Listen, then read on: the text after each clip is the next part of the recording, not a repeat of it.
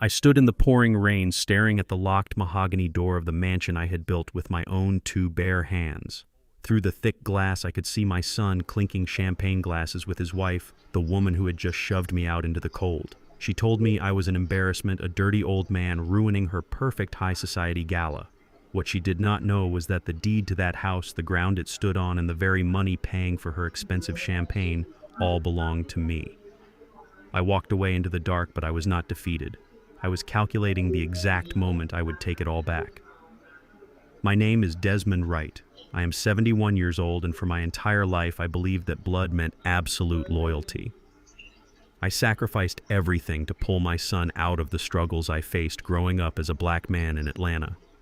I worked until my hands bled so he would never have to know what poverty tasted like. But sometimes the people you sacrifice the most for are the ones holding the knife to your back. Before I tell you how I dismantled my entitled daughter-in-law's fake empire brick by brick, let me know where you are watching from in the comments below. Hit like and subscribe if you believe that respect is earned, not inherited, and that no one should ever disrespect the hands that fed them. It was a Saturday night in late November, and my house was practically vibrating with the sound of a live string quartet and the arrogant chatter of Atlanta's elite. I say my house, but technically I had let my son Trey and his wife Chloe live there to help them establish their image. For decades I had worked in construction and real estate. I poured the concrete foundation of that mansion myself. I laid the imported hardwood floors. I framed the massive windows that were now glowing with warm, expensive light. But to the people inside that house tonight, I was just a ghost haunting the hallways. I was living in a small guest suite on the ground floor, deliberately keeping out of the way. When I retired, I stepped back from the public eye. I wanted to live a quiet and simple life. I wore my old work clothes, drove my rusty Ford truck, and let my son take the spotlight. But Chloe, my daughter-in-law, took my humility for weakness. She was a white woman from a supposedly wealthy family, and she treated me less like a father-in-law and more like a stray dog that had wandered into her pristine living room. She hated my old clothes. She hated the calluses on my hands. She hated everything about me that reminded her that her husband's wealth came from a working-class black man. That night, she was hosting a massive charity gala for her country club friends. The driveway was packed with luxury vehicles. I had spent the entire evening in my room wearing a faded flannel shirt and the worn-out denim pants I used to wear to my job sites. I was perfectly fine staying away from her pretentious guests. But around 9 o'clock, I felt a terrible thirst. My blood pressure medication always left my mouth dry, and the water pitcher in my room was completely empty. I figured I could just slip into the kitchen through the back servant hallway, grab a simple glass of tap water, and disappear before anyone even noticed I was there. I was wrong. The kitchen was bustling with private caterers in crisp white uniforms, but they were too busy arranging expensive caviar to pay attention to an old man holding a plastic cup. I filled my cup from the refrigerator and turned to leave. That was when the heavy oak door swung open and Chloe marched in. She was flushed with excitement, wearing a designer silk gown that probably cost more than an average person's yearly salary. She stopped dead in her tracks the moment she saw me. Her bright smile vanished instantly, replaced by a look of absolute raw disgust. "What are you doing in here?" she hissed, her voice sharp enough to cut through the noise of the busy kitchen. The caterers immediately stopped what they were doing, looking down at the floor, pretending not to hear. I held up my plastic cup calmly. "Just getting some water, Chloe. I'm heading right back to my room right now." She closed the space between us, her eyes narrowing with a venom I had felt many times before, but never quite this openly. "Are you out of your mind?" she whispered harshly. "Look at you. You look like a homeless person who wandered in off the street. My parents are out there in the main hall. The mayor's wife is out there. If anyone sees you looking like this, I will be a complete laughingstock in this city." I took a slow breath, trying to keep the peace for the sake of my son. "No one saw me, Chloe. I used the back hall. I am not bothering your guests." She did not care about logic. She reached out and grabbed my arm, her manicured nails digging into my skin through my flannel shirt. "Get out of here right now. I did not invite you to this party, and I will not have you wandering around my kitchen looking like a beggar." I pulled my arm back gently, but firmly maintaining my dignity.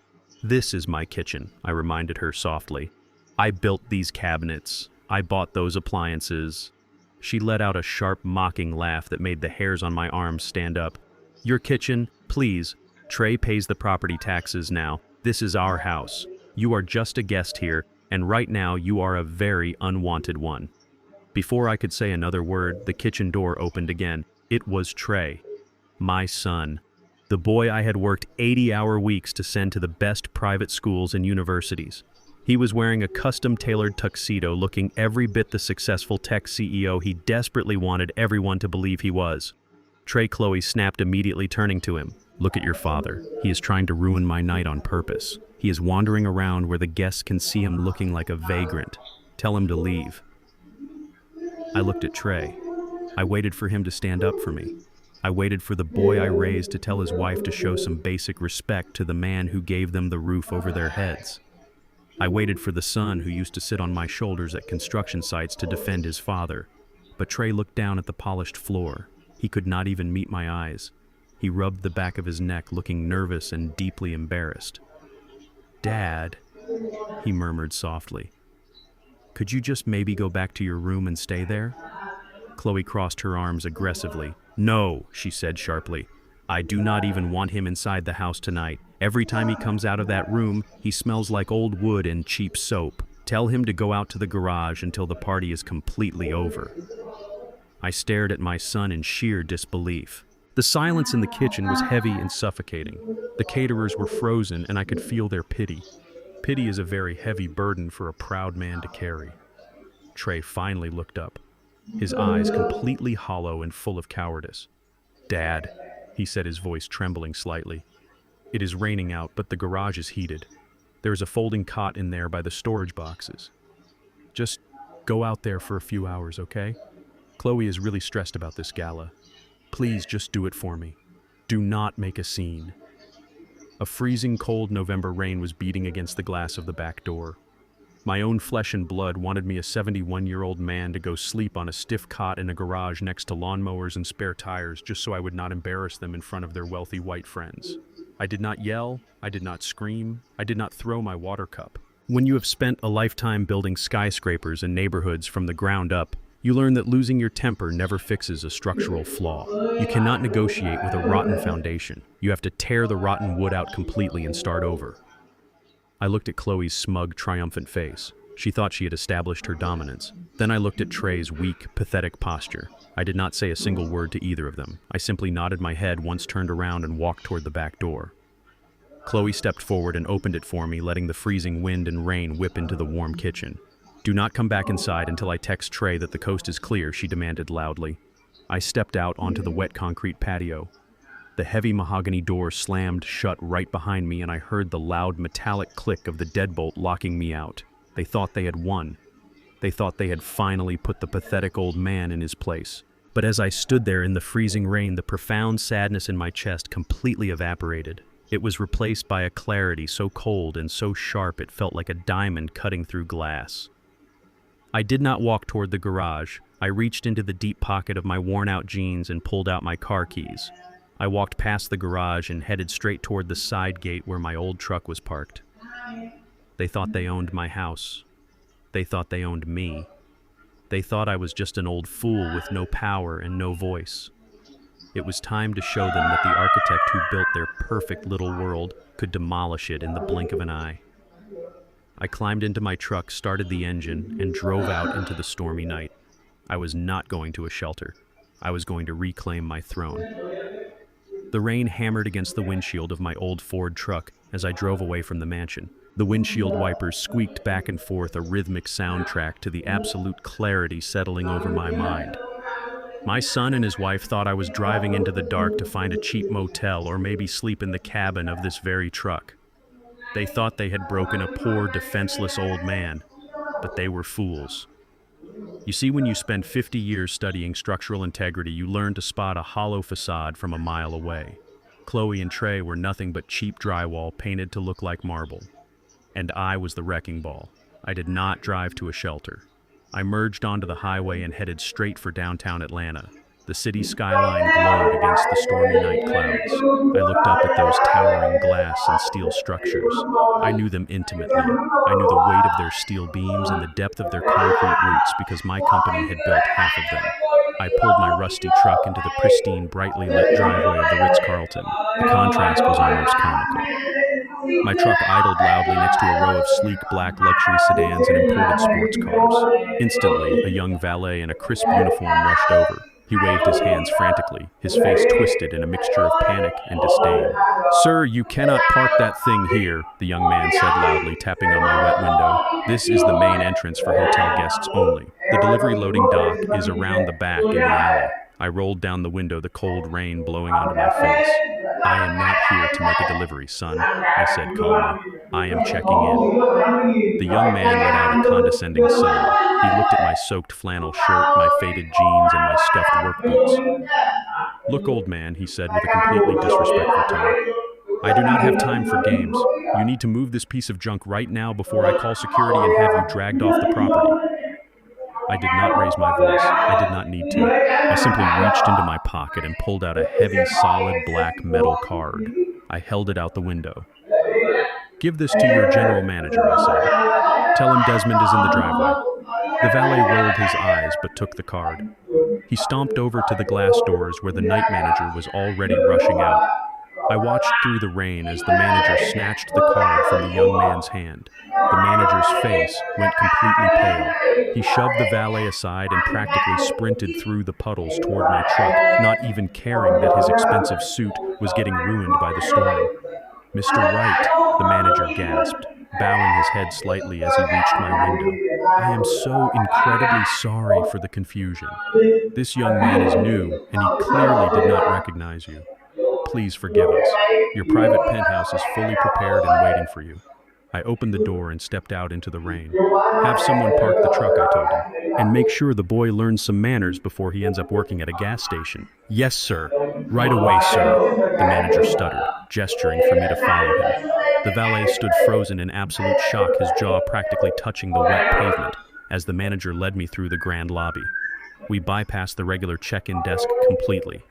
We walked straight to a private elevator reserved only for the highest tier of VIP guests. When the golden doors opened on the top floor, I stepped into a sprawling penthouse suite that overlooked the entire glittering city of Atlanta. The room was pure luxury. Thick carpets, imported leather furniture, and a massive marble fireplace. I walked into the master bathroom, stripped off my wet, pathetic disguise, and took a long, hot shower. The hot water washed away the smell of the cold rain, but it could not wash away the sting of my son's betrayal. When I walked out of the bathroom wearing a thick white robe, I went straight to the heavy mahogany desk in the corner of the room. I opened a hidden compartment in my bag and pulled out my encrypted smartphone. It was not the cheap burner phone I let Trey and Chloe see me use. This was the secure device I used to communicate with my board of directors. I turned it on and the screen lit up with dozens of notifications, market updates, investment portfolios, and emails from international banks. I am not a retired construction worker surviving on a tiny pension. I am the founder and chairman of Wright Holdings, a multi-billion-dollar private equity and real estate investment firm. I control commercial properties, residential developments, and tech investments across the entire East Coast. I chose to live simply in that guest room because I wanted Trey to feel like the man of the house. I wanted him to build his own legacy. I paid for his education. I quietly funded his arrogant lifestyle, and I stepped into the shadows so he could shine. I wanted to see if wealth would corrupt him or if the values I taught him would keep him grounded. Tonight I got my answer. The boy I raised was dead, replaced by a greedy coward who let his racist wife throw his own father into the freezing rain. I poured myself a glass of aged bourbon from the minibar and sat by the floor-to-ceiling window watching the city lights flicker. They thought they had kicked a beggar out into the street. They did not realize they had just unleashed a predator. I spent the entire night awake formulating a master plan to completely dismantle their pathetic illusion of power. The next morning, the sun broke through the clouds, casting a bright golden light over Atlanta. I was sitting at the dining table, eating a quiet breakfast of black coffee and scrambled eggs, when my old cheap cell phone began to buzz. I looked at the cracked screen. The caller ID said Trey. I let it ring 5 times before I finally pressed answer. I did not say a word. I just breathed into the receiver. Dad Trey's voice came through the speaker. He sounded nervous, hesitant, like a child who knew he was in deep trouble. "Dad, are you there? Look, about last night. I am really sorry." I took a slow sip of my coffee. "Are you Trey?" I asked softly. "Are you really sorry?" "Yes, of course I am." He stammered quickly. "Things just got out of hand. Chloe was under a lot of pressure with the gala. The catering was delayed, the guests were demanding, and she just snapped. You know how she gets. But you did not have to run off like that. Where did you even go? Did you sleep in your truck? I listened to his weak, pathetic excuses. He was not calling to check on my well-being. I could hear the calculation in his voice. He was fishing for information. I am fine, I said, keeping my voice sounding tired and old. I found a place to rest. Good, good, Trey said, sounding relieved. Listen, Dad, Chloe and I were talking this morning. We are actually really worried about you. You have been acting a little strange lately, wandering into the kitchen during a major event, leaving the house in the middle of a storm without telling anyone. Chloe thinks you might be getting a little confused. I froze. My grip on the coffee mug tightened until my knuckles turned white. Confused, I repeated slowly. Yeah. Trey continued, his voice taking on a fake tone of deep sympathy. We think your memory might be slipping, Dad. It happens at your age. There is nothing to be ashamed of, but we need to make sure you are safe. So I had my lawyer draft up some medical power of attorney papers. It is just a precaution. You sign them and it gives me the legal right to make health and financial decisions for you if you get too confused to do it yourself. We just want to take care of you, Dad. The absolute sheer audacity of his words hit me like a physical blow to the chest. This was not an apology. This was a trap. They did not just want to humiliate me. They did not just want me to hide in the garage like a dog. They wanted to legally declare me mentally incompetent. They wanted to strip me of my civil rights, take total control of my assets, and lock me away in some facility so they could have my mansion all to themselves.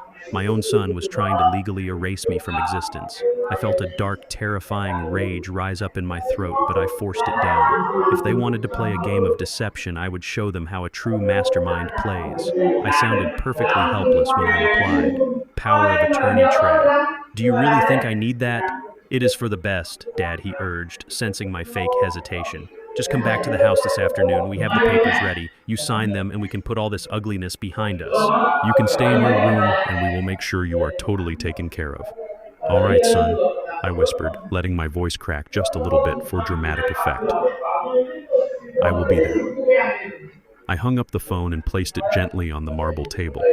I stood up and looked at my reflection in the massive mirror on the wall. The tired old man in the flannel shirt was gone. I was Desmond Wright, and it was time to go to war. They wanted to take my mind and my home. Now, I was going to take absolutely everything from them. I did not return to the mansion that afternoon to play the part of the obedient, confused old man. I drove my beat-up truck just close enough to park down the street and walked up to the front porch. Trey and Chloe were waiting for me in the living room. They had a young notary public sitting nervously on the edge of the sofa, his stamp ready on the coffee table. Trey had the documents laid out: medical power of attorney and transfer of asset management. He looked at me with that same fake sympathetic smile. "Come on in, Dad," he said smoothly. "Let us just get this paperwork out of the way so you can rest." I looked at the thick stack of papers. Then I looked Trey dead in the eye, dropping the fragile old man act for just one split second. My voice was steady and deep. "I am not signing away my life today, son." The air in the room instantly froze.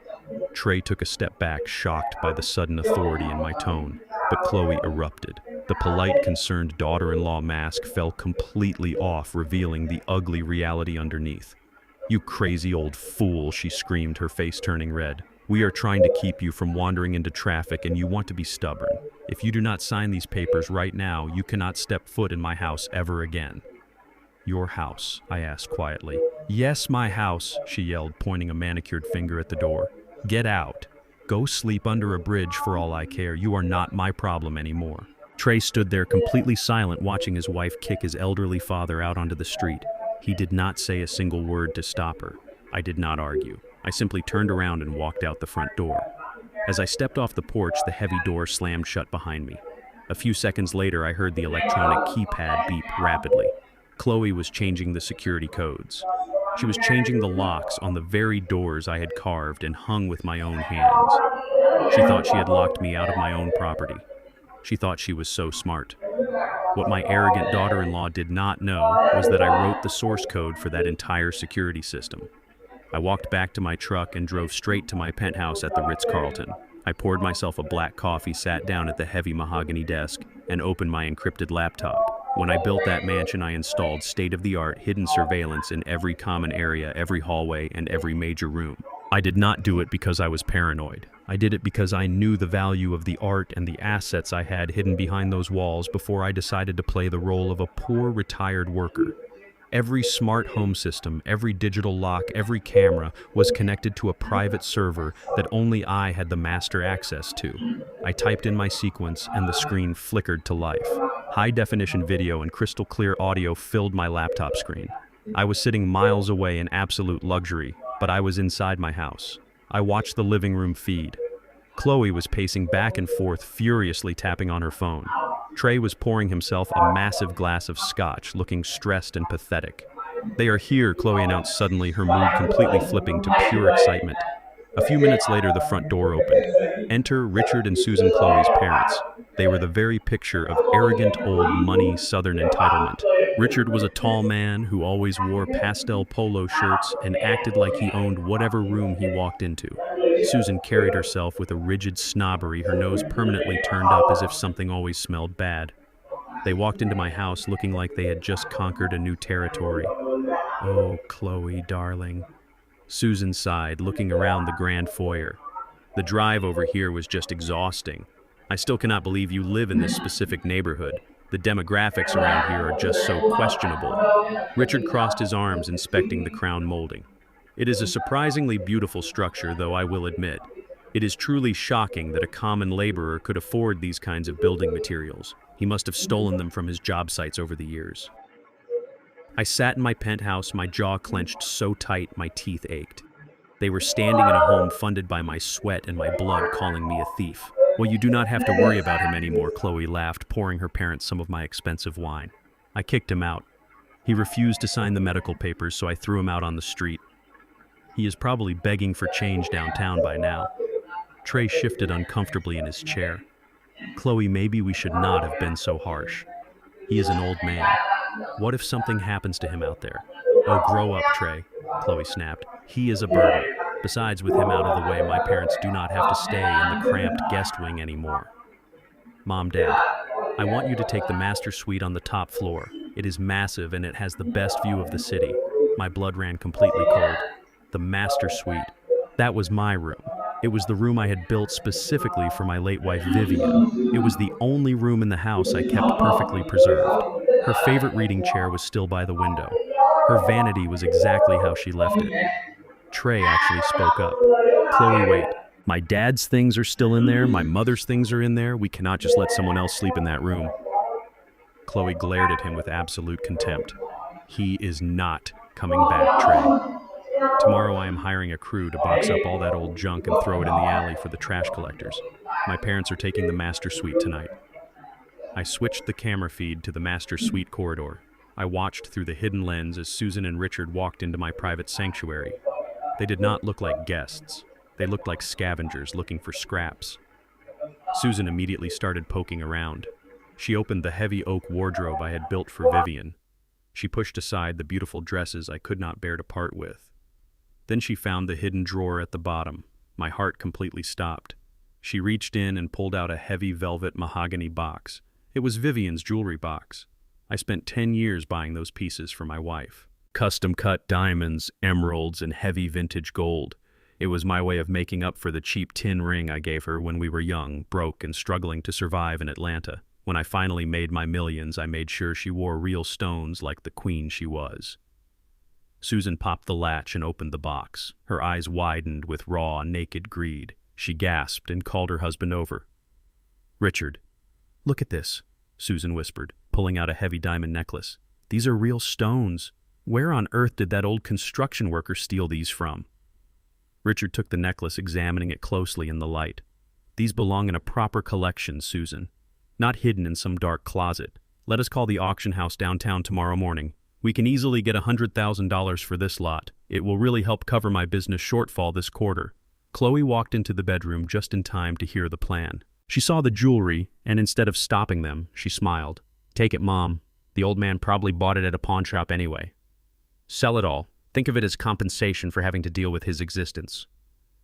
The coldness inside me vanished. It was instantly replaced by a blazing, uncontrollable fire. Disrespecting me was one thing. Trying to steal my house was another. But touching Vivian's memory, calling me a thief, and planning to sell the physical manifestation of my love for my dead wife to pay for their pathetic, miserable lives, that was a death sentence. I closed the laptop screen. The time for observing was over. I picked up my encrypted smartphone. I dialed a number I only used when absolute financial and legal destruction was the only option left on the table. Nia, I said when the line connected. Nia was my lead counsel. She was a brilliant, ruthless 40-year-old black woman who had graduated at the absolute top of her class at Harvard Law. She was a great white shark in a tailored suit, and she handled all the aggressive acquisitions and legal battles for Wright Holdings. She did not take prisoners. Mr. Wright, her sharp professional voice came through the speaker. "It is late. Who are we destroying tonight? My son?" I told her, my voice completely devoid of any emotion. "And the parasites he married into. I need you here at the penthouse right now. Bring the corporate asset portfolios, bring the eviction protocols, and bring the fraud investigation team. We are going to bleed them dry." Nia walked into my penthouse exactly 22 minutes after I hung up the phone. She did not come alone. Behind her were two men carrying heavy encrypted briefcases, my absolute best forensic accountants. Nia wore a razor-sharp navy blue suit, shaking the rain from her umbrella with a look of lethal focus. She did not offer me empty sympathies or ask how I was feeling. She knew me better than that. When a man like me summons his legal executioner in the middle of the night, he does not want a hug. He wants blood, Mr. Wright, she said, placing her sleek tablet on the marble dining table. The eviction protocols are ready to be filed, and the asset freeze documents just need your thumbprint. But before we drop the hammer, you need to tell me exactly where we are aiming. I stood by the floor-to-ceiling window, looking out at the glittering Atlanta skyline.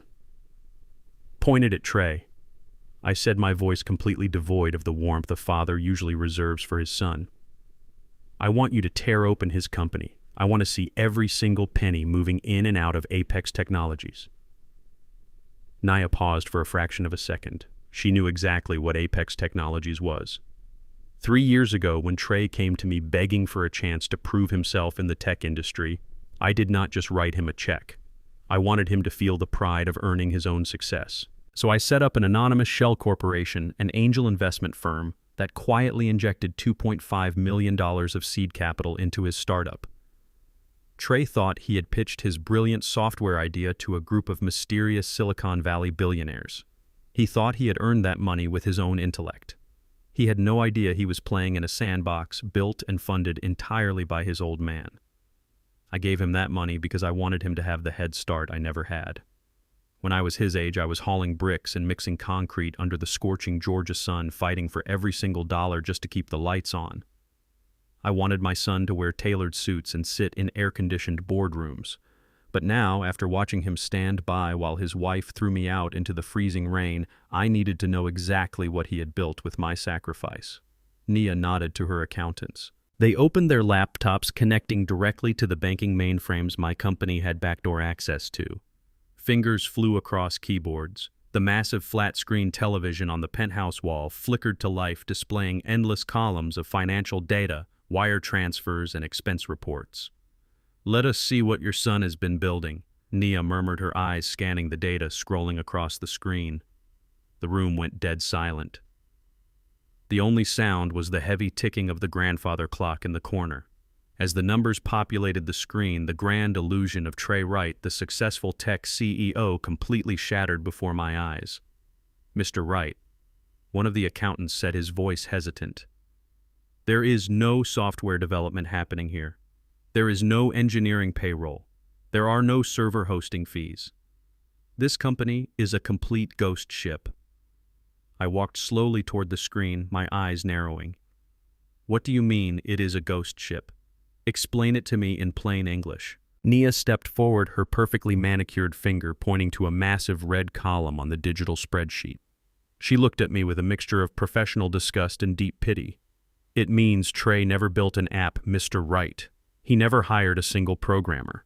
The moment your angel investment cleared into the Apex Technologies business account, he started systematically funneling the capital into private offshore accounts and personal lines of credit. He embezzled $2 million of your money to fund a completely fake lifestyle."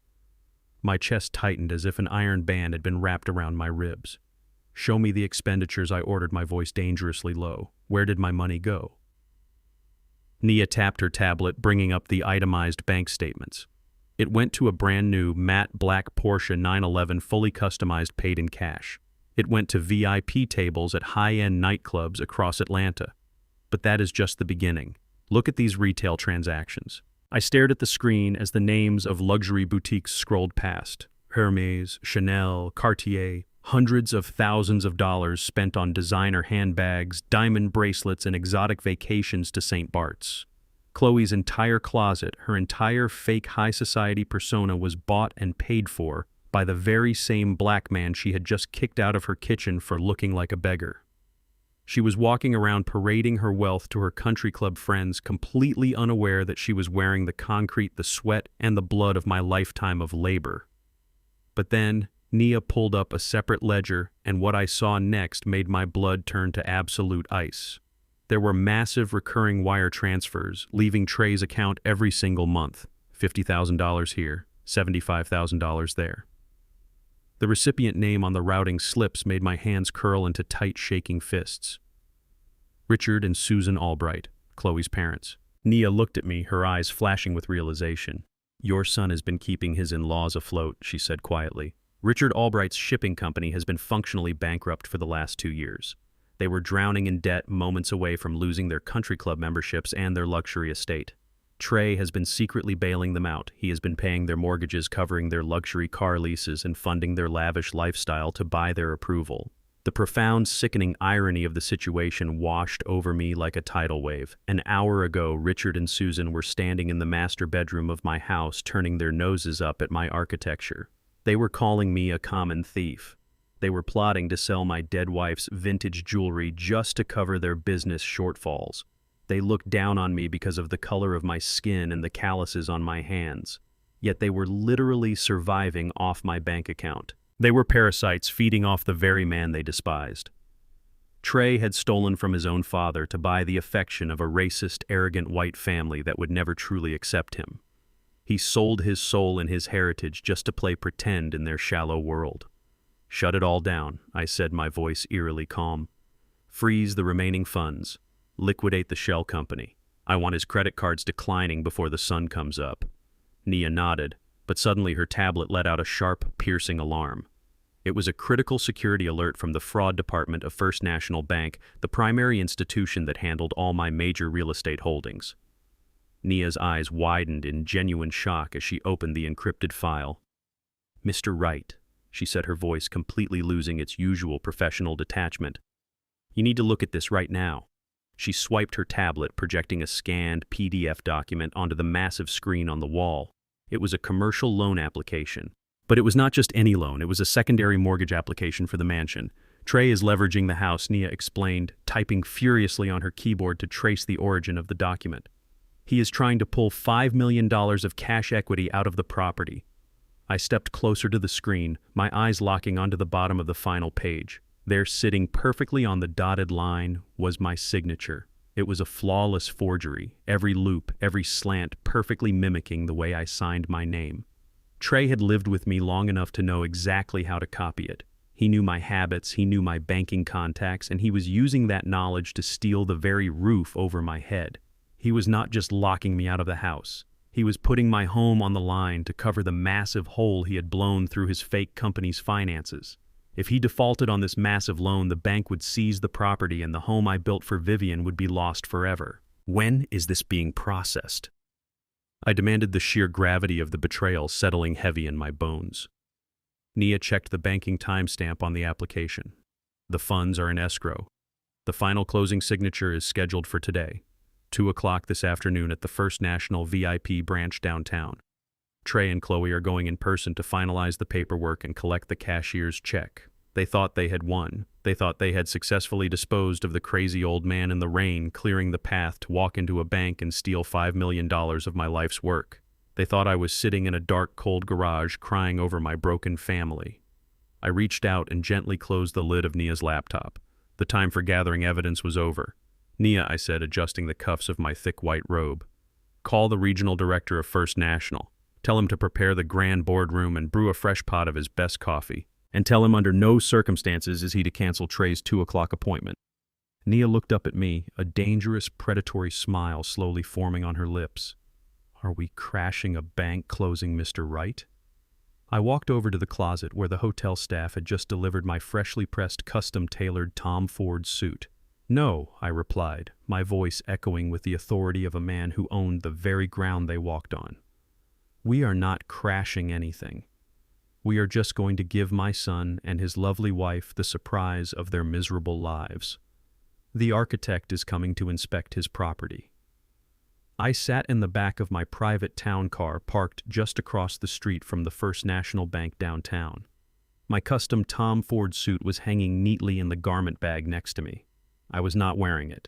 Instead, I had put my faded flannel shirt and my scuffed work boots right back on. If you want to catch a rat, you do not stand in the light in a tailored suit. You have to climb down into the dirt and play their game. Nia, my lead attorney, had already set the trap. Now it was my turn to spring it. I stepped out of the car and looked up at the towering glass building. I owned the land this bank was built on, but my son and his wife had absolutely no idea. I walked through the heavy revolving doors and let my shoulders slump. I slowed my pace, making my steps look heavy and unsure. I let my hands tremble just a little bit. I became the pathetic, confused old man they desperately wanted me to be. The main lobby was quiet and pristine, but I ignored the regular tellers. I shuffled my way toward the frosted glass walls of the VIP commercial lending department. Through the glass, I could see them.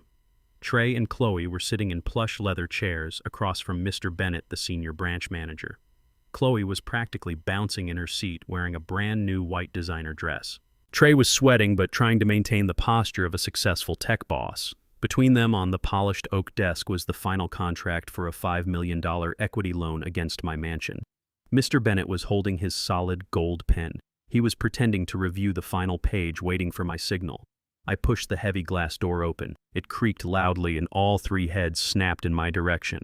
The color instantly drained from my son's face. He looked like he had just seen a ghost. Chloe, on the other hand, turned bright red with pure absolute rage. "What is he doing here?" she hissed loudly, her voice dripping with venom. She stood up so fast her chair scraped against the marble floor.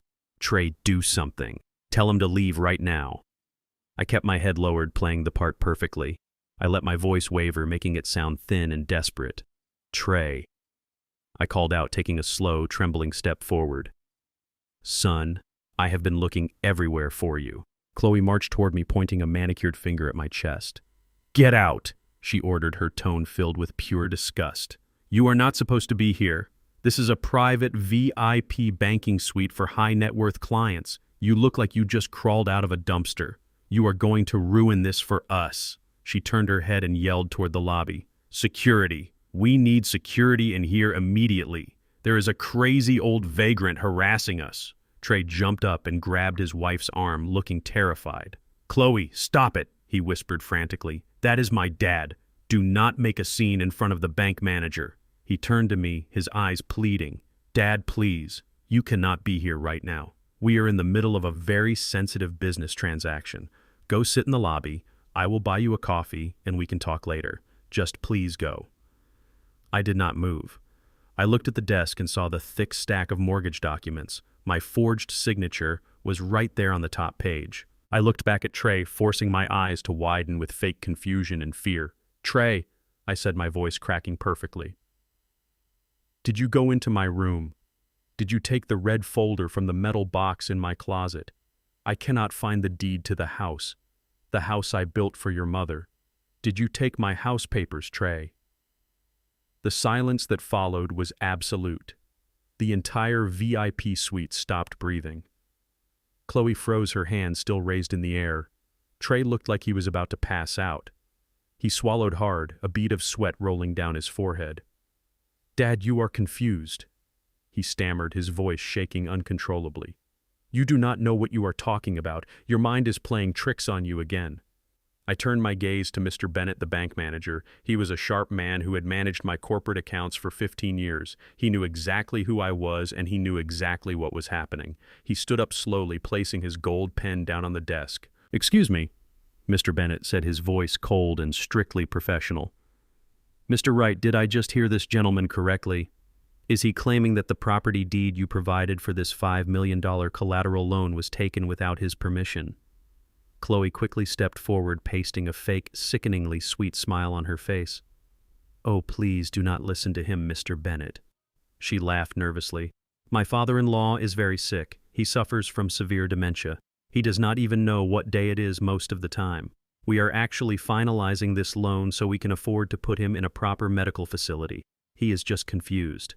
Mr. Bennett looked at Chloe, and then he looked directly at me. He gave me a barely noticeable nod. Ma'am, he said firmly, the bank takes allegations of stolen assets very seriously, and according to this document, the primary title holder of the estate is a Mr. Desmond Wright. He looked at Trey. Are you telling me that you signed this document on his behalf without a verified legal power of attorney present? Trey opened his mouth, but no words came out. He was completely trapped. Chloe slammed her hands on the desk. This is ridiculous, she shouted, losing her temper completely. My husband is the owner of that house. That old man is crazy. Just stamp the paper and give us our money. We have investors waiting. We have a lifestyle to maintain. You are a bank manager. Just do your job. Mr. Bennett did not flinch. He picked up the stack of papers and calmly tapped them against the desk to straighten them. Then he picked up a red rubber stamp and pressed it down hard on the front page, but it did not say approved. It said denied. Due to suspected fraud and the direct verbal contestation of the primary property owner, Mr. Bennett announced loudly, I am legally obligated to halt this transaction immediately. Furthermore, bank policy dictates that I must freeze all associated accounts connected to your name. Mr. Wright, pending a full investigation by our federal fraud department. Trey collapsed into his chair, holding his head in his hands. He knew it was over. The fake tech company, the stolen money, the forged signature, it was all going to come crashing down. Chloe, on the other hand, looked like a cornered wild animal, her face contorted with a rage so ugly it completely destroyed any physical beauty she possessed. What do you mean, freeze the accounts? She screamed, her voice echoing through the glass walls. You cannot do that. I have a shopping account linked to that. My credit cards are tied to that. How am I supposed to pay for anything? Mr. Bennett looked at her with pure professional disdain. I suggest you contact a lawyer, ma'am, because as of right now your husband's accounts hold a balance of 0 available funds.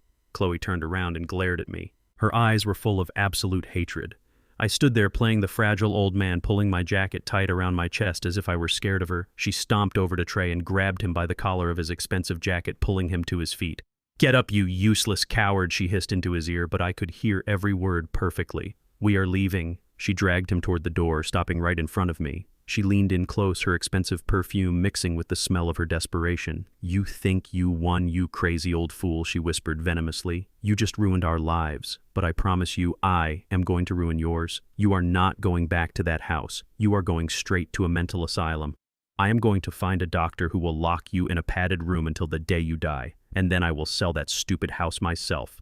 She shoved past me, pulling her broken, defeated husband behind her. They stormed out of the bank, leaving a trail of shattered pride in their wake. Once the glass doors closed, and they were completely out of sight, my trembling stopped. I straightened my back. My shoulders squared, and the fragile old man illusion vanished completely. I walked over to the desk and sat down in the leather chair my son had just vacated. Mr. Bennett let out a long breath and wiped his brow. That was intense, Mr. Wright. We have frozen his personal accounts and flagged the forgery just as you requested. The authorities will be notified if he tries to move any remaining hidden assets. I nodded, pulling my secure phone from my pocket. Thank you, Arthur. You played your part perfectly. I stood up and walked out of the bank, the cold precision of a master architect guiding my every step.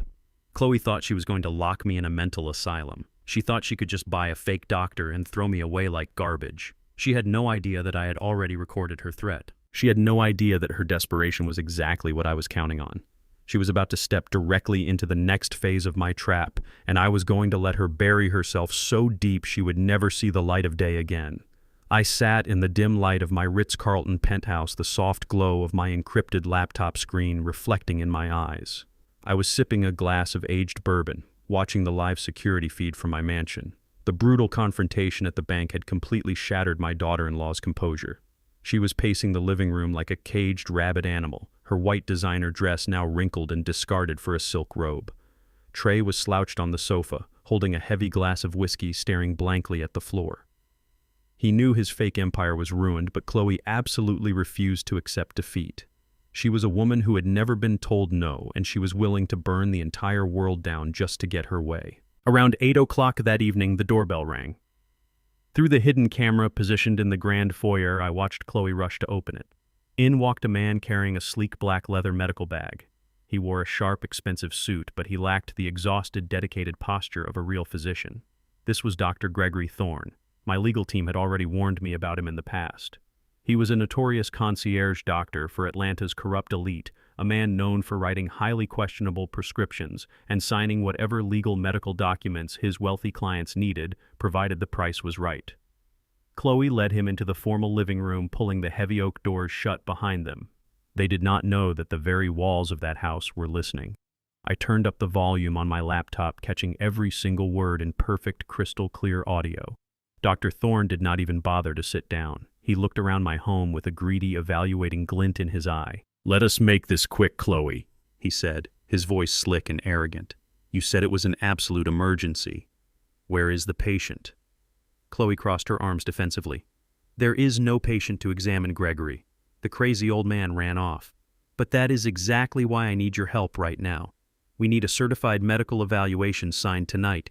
I need you to state that Desmond Wright is suffering from severe late-stage Alzheimer's.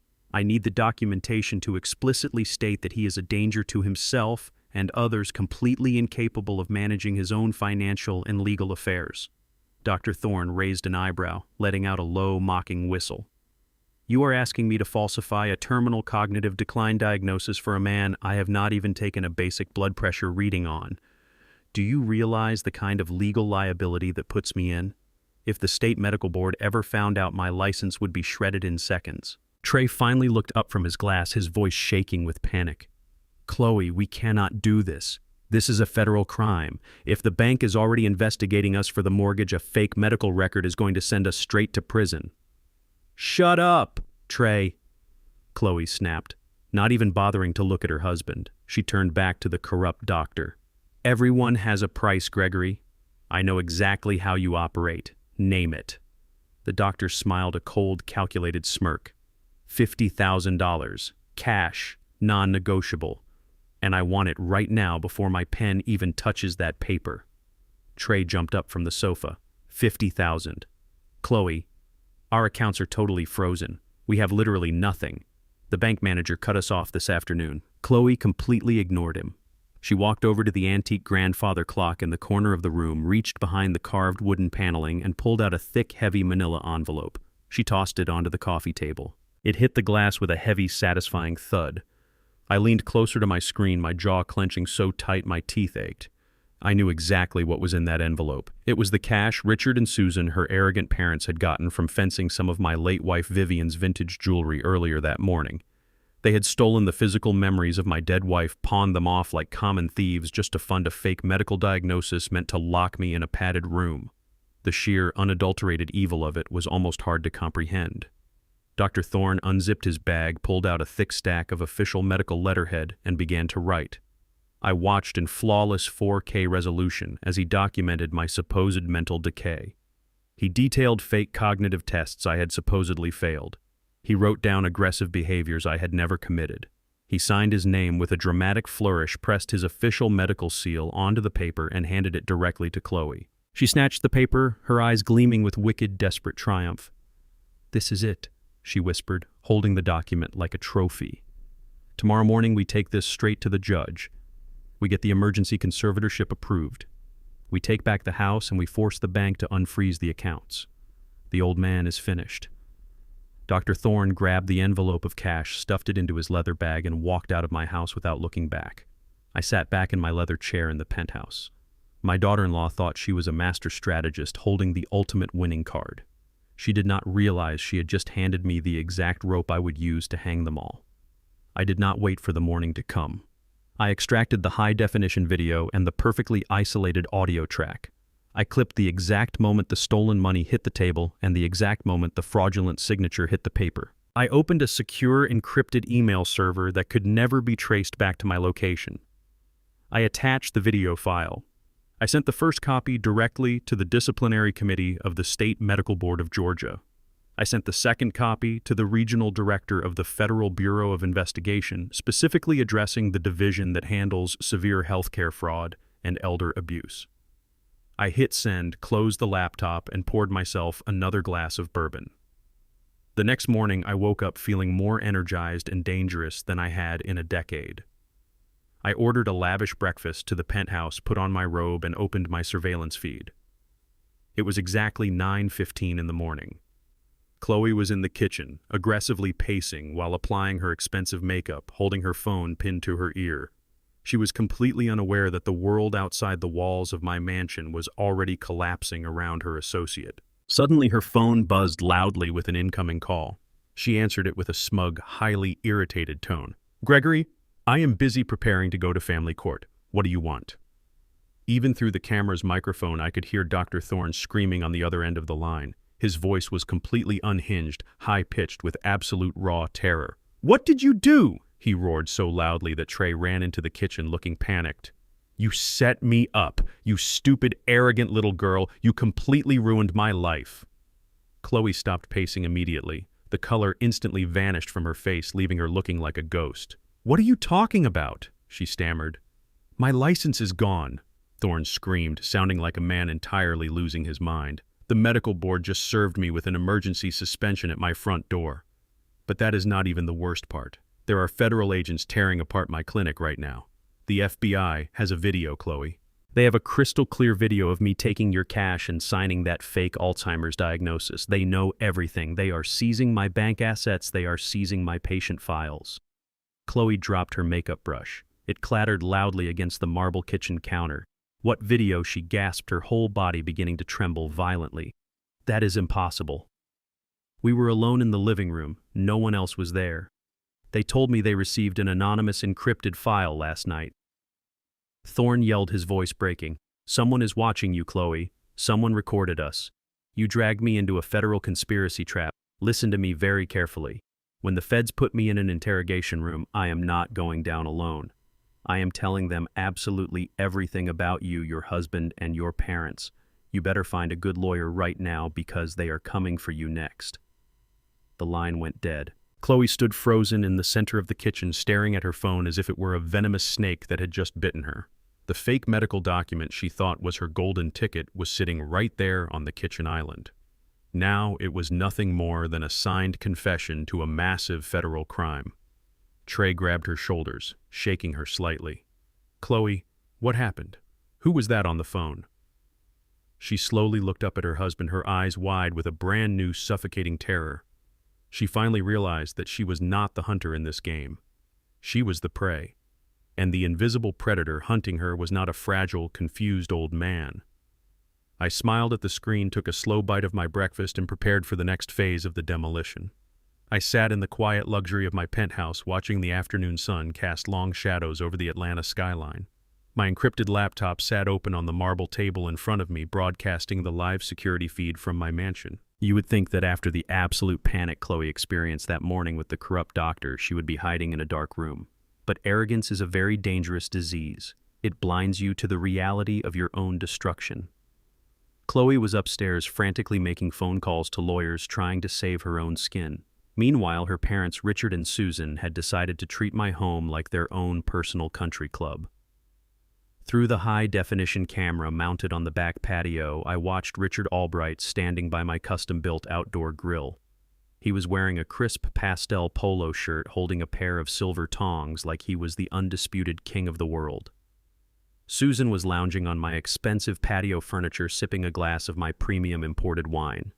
They had invited about a dozen of their wealthy, snobby friends over for a Sunday barbecue. They were laughing loudly, acting completely entitled, and blissfully unaware that the money keeping their lavish lifestyle afloat had been permanently cut off the day before. I turned up the volume on the laptop to hear what they were celebrating. Richard was holding court, telling a group of men in expensive golf attire about his massive business ventures. He was bragging about his shipping company, acting like a titan of industry. But then the conversation took a turn that made the blood in my veins turn to absolute ice. One of his friends, a red-faced man holding a beer, looked around the expansive backyard and nodded. "It is a beautiful piece of property," Richard the man said, But I have to ask you, why did your daughter and her husband buy a house in this specific neighborhood? The demographics here are just not what we are used to. You know what I mean. Richard let out a loud, condescending laugh that echoed through my patio speakers. Oh, believe me, Bob, I completely agree, Richard said, flipping a steak on my grill. The architecture is surprisingly good for who built it, but the surrounding element is just terrible. You can never truly feel safe with these people walking around. The neighborhood is changing, but it is still full of them. Susan chimed in from her lounge chair, swirling her wine glass with an expression of pure disgust. It is just temporary, she said loudly, making sure everyone heard her. My daughter is dealing with her husband's senile old father right now. Once we get the title of this house away from that crazy old man, we are going to put it straight on the market. We are going to flip this place and move Chloe and Trey to a proper neighborhood, somewhere far away from this kind of crowd. My jaw clenched so tight my teeth ached. These people, this kind of crowd, they were talking about my neighbors. They were talking about the affluent, hardworking black doctors, lawyers, and business owners who had spent decades building this community into a safe haven. They were standing on the grass that I planted, drinking the wine that I bought, using the house that I built to boost their fragile white egos while openly degrading my skin color and my heritage. They thought I was just a broken-down old laborer who had gotten lucky. They thought they were the superior race, superior class, and superior minds. I did not yell at the screen. I did not throw my coffee mug against the wall. Anger is a useless emotion if you do not forge it into a weapon. I picked up my secure phone and dialed my lead attorney. Nia answered on the second ring. Mr. Wright, she said, her voice sharp and ready.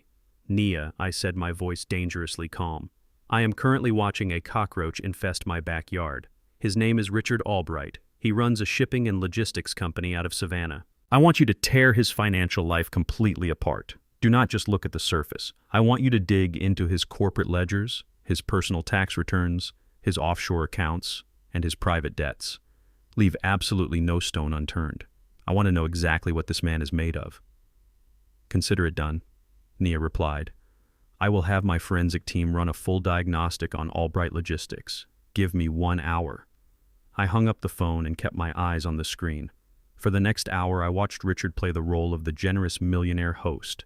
I watched him hand out expensive cigars that he had stolen from my private humidor in the study. I watched him act like a master of the universe. Exactly 60 minutes later, my phone buzzed. It was Nia. I answered and put her on speaker. Mr. Wright, she said, and I could hear the deep satisfaction in her voice. Richard Albright is a walking corpse. His entire life is a mirage. Explain it to me, I said, leaning back in my chair. Albright Logistics is a sinking ship, Nia reported. Richard has been mismanaging his corporate funds for the past 5 years. He lost 2 major shipping contracts last year, and to cover the losses, he started taking out massive high-interest loans from aggressive private equity firms. His company is currently $30 million in debt. He has 0 liquidity. He has been dodging collection calls for months. His country club memberships are past due, and his personal luxury estate is 2 months behind on the mortgage. I watched Richard on my screen throwing his head back in laughter at a joke someone told. So how is he still throwing parties, I asked. How is he not in bankruptcy court? Because of your son, Nia explained smoothly. The monthly wire transfers Trey was embezzling from your angel investment fund were the only things keeping Richard out of prison. Trey was literally paying the interest on Richard's corporate debt to keep the creditors at bay.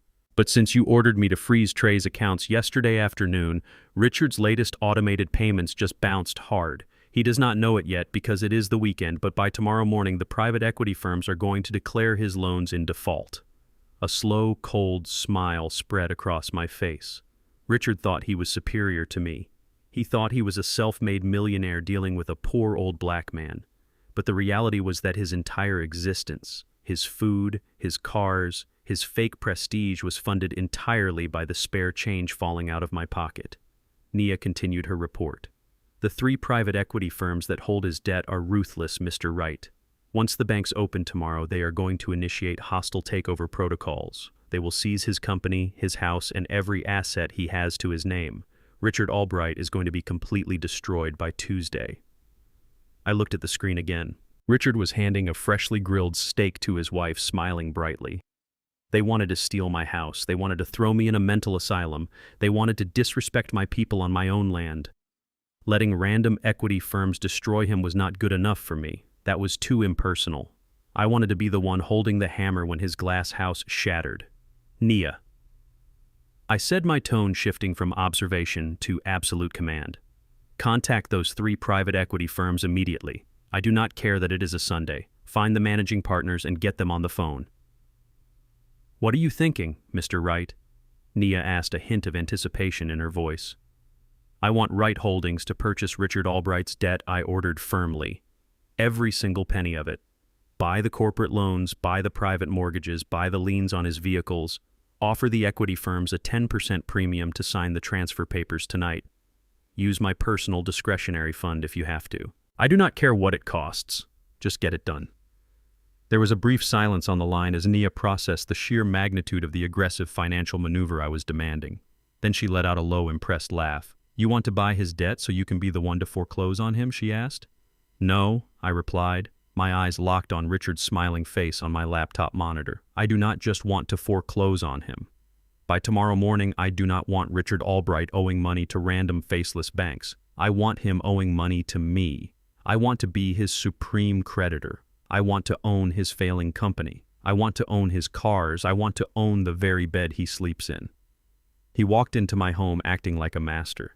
It is time I showed him what a real owner looks like. Consider the debt purchased, Mr. Wright, Nia said, her voice fully engaged in the warpath. I will have the legal transfer documents finalized and sitting on your desk before the sun comes up. I hung up the phone and took a sip of my bourbon. The barbecue in my backyard was still going strong, the music was playing, and the wine was flowing. Let them eat, let them drink, and let them celebrate their fake superiority. Because tomorrow the sun was going to rise and the man they thought was a senile, pathetic old beggar was going to send them a bill they could never afford to pay. The trap was fully set, and there was absolutely no way out. I was sitting in the silent luxury of my penthouse when my old burner phone buzzed on the marble table. It was an email notification. For years, I had maintained a simple public email address tied to a cheap post office box to keep up my illusion as a retired construction worker. I opened the message, and what I saw made a bitter, hollow laugh escape my chest. It was a scanned document crudely typed in bold, aggressive letters. It was titled Official Notice of Eviction and Property Disposal. It was signed by Chloe. The letter was a masterpiece of pure, unadulterated arrogance. She was officially giving me exactly 24 hours to return to the property and clear out what she called my rusty junk from the backyard workshop. She wrote that if I did not remove my trash by tomorrow afternoon, she was hiring a junk removal service to haul it all to the city landfill. My tools were not trash. Those were the heavy iron wrenches, the worn wooden handles of hammers, and the steel levels that had literally built the foundation of the house she was sleeping in. They were the tools that paid for the food Trey ate when he was a growing boy. They were the instruments of my survival in a world that tried to crush me. And this entitled little girl wanted to throw them in a dumpster because they did not match her aesthetic. I opened my encrypted laptop and pulled up the live security feed from the mansion. I needed to see exactly how this decision was made. I switched the camera view to the massive kitchen. Chloe was standing by the marble island holding the physical copy of the letter she had just emailed me. She looked incredibly pleased with herself, sipping her morning coffee as if she had just won a major battle. A few moments later, Trey walked into the kitchen wearing a designer silk robe I had paid for. He looked exhausted, rubbing his temples as he poured himself a cup of coffee. Chloe slid the piece of paper across the marble counter toward him. I sent this to your father's email this morning, she said, her voice dripping with satisfaction. I gave him 24 hours to get his garbage out of the backyard workshop. I am turning that filthy shed into a private yoga studio. It is disgusting that we even kept it this long. I leaned closer to my screen, watching my son's face. I watched the boy I raised. I watched the man whose entire life was built by the sweat equity stored in that very workshop. I waited for him to say no. I waited for him to defend the space where I had taught him how to measure wood, how to build his first soapbox derby car, how to use his hands to create something out of nothing. That workshop was not just a shed, it was the museum of our father and son history. Trey picked up the paper. He read it silently.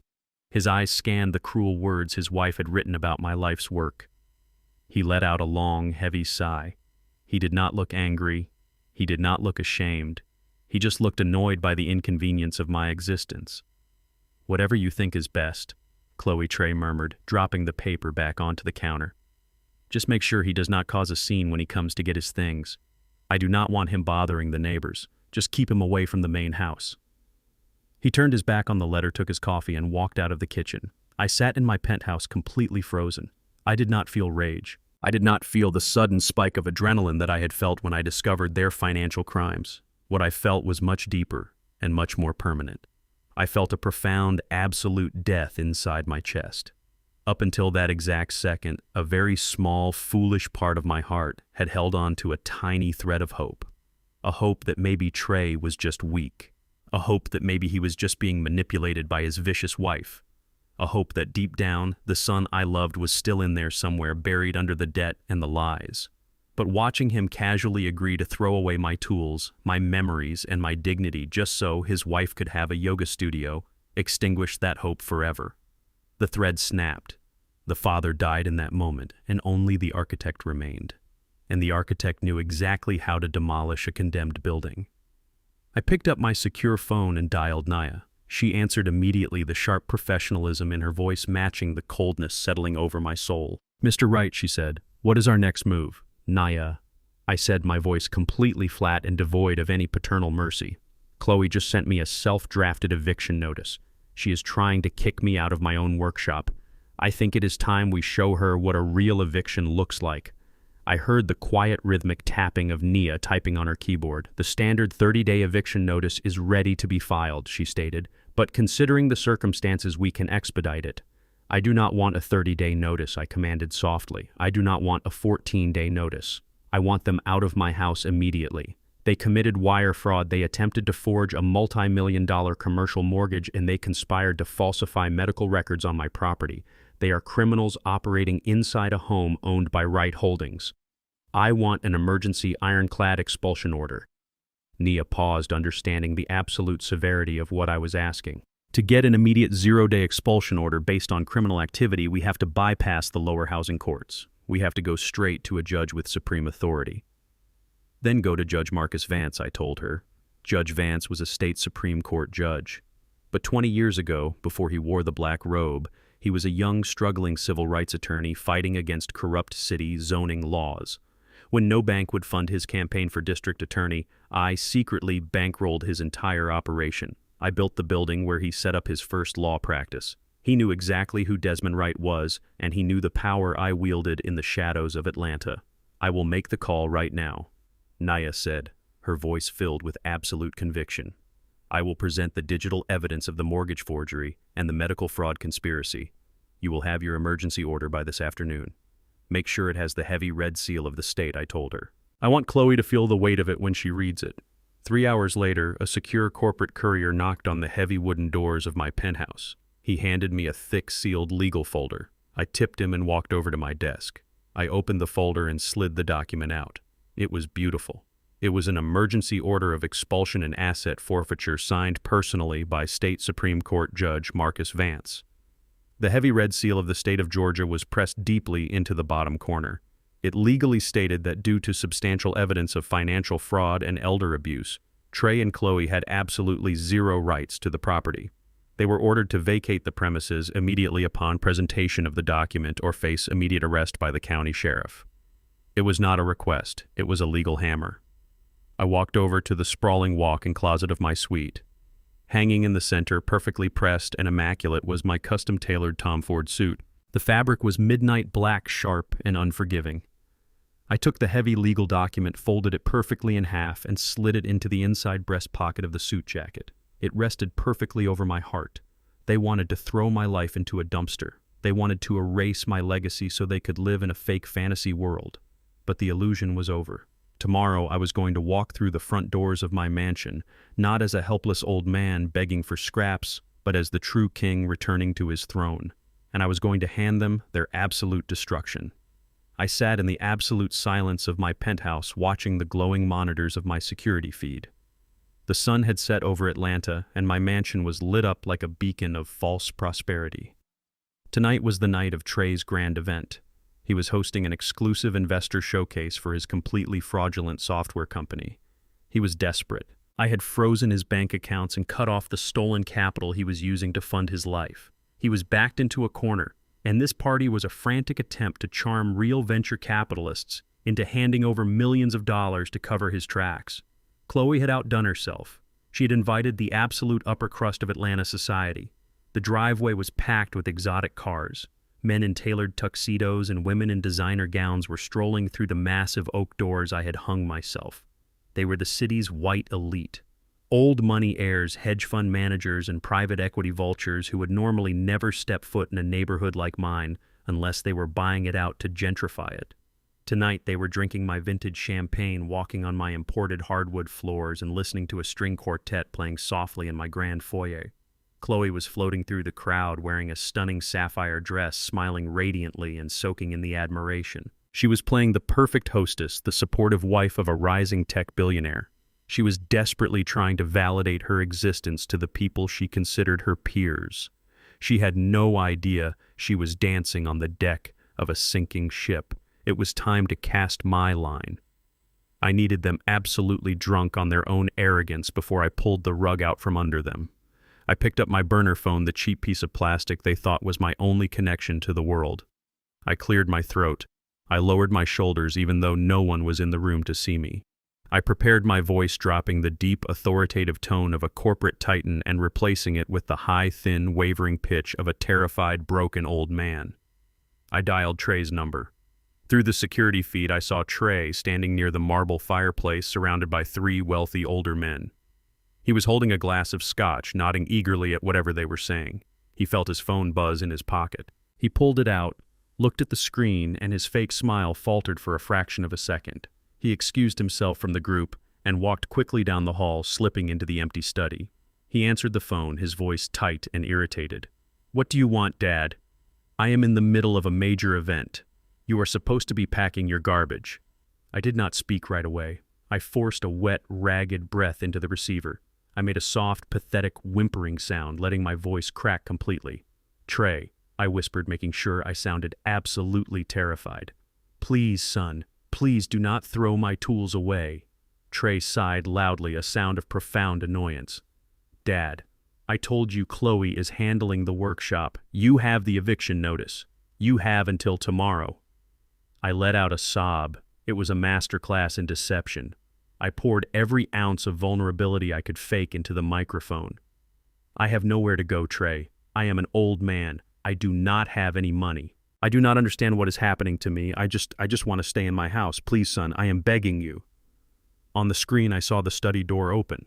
Chloe marched in, her eyes flashing with irritation. She walked over to Trey and whispered aggressively, asking who was on the phone. Trey mouthed the word, "My dad." Chloe rolled her eyes and reached for the phone, putting it on speaker so she could hear. "Listen to me," I continued, my voice shaking violently. "I received the eviction paper. I know I cannot fight you. I know my mind is not right anymore."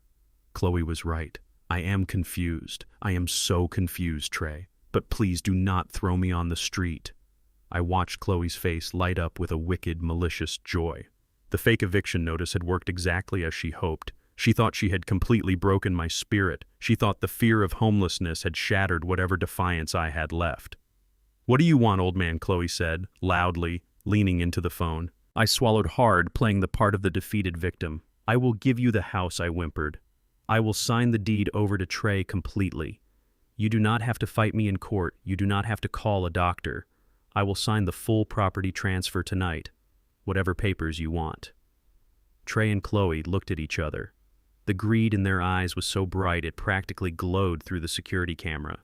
They had been trying to forge my signature to steal a $5 million mortgage just yesterday. Now the actual owner of the property was offering to sign it all away willingly. To them, this was the ultimate victory. This was the golden ticket that would solve all their massive financial disasters.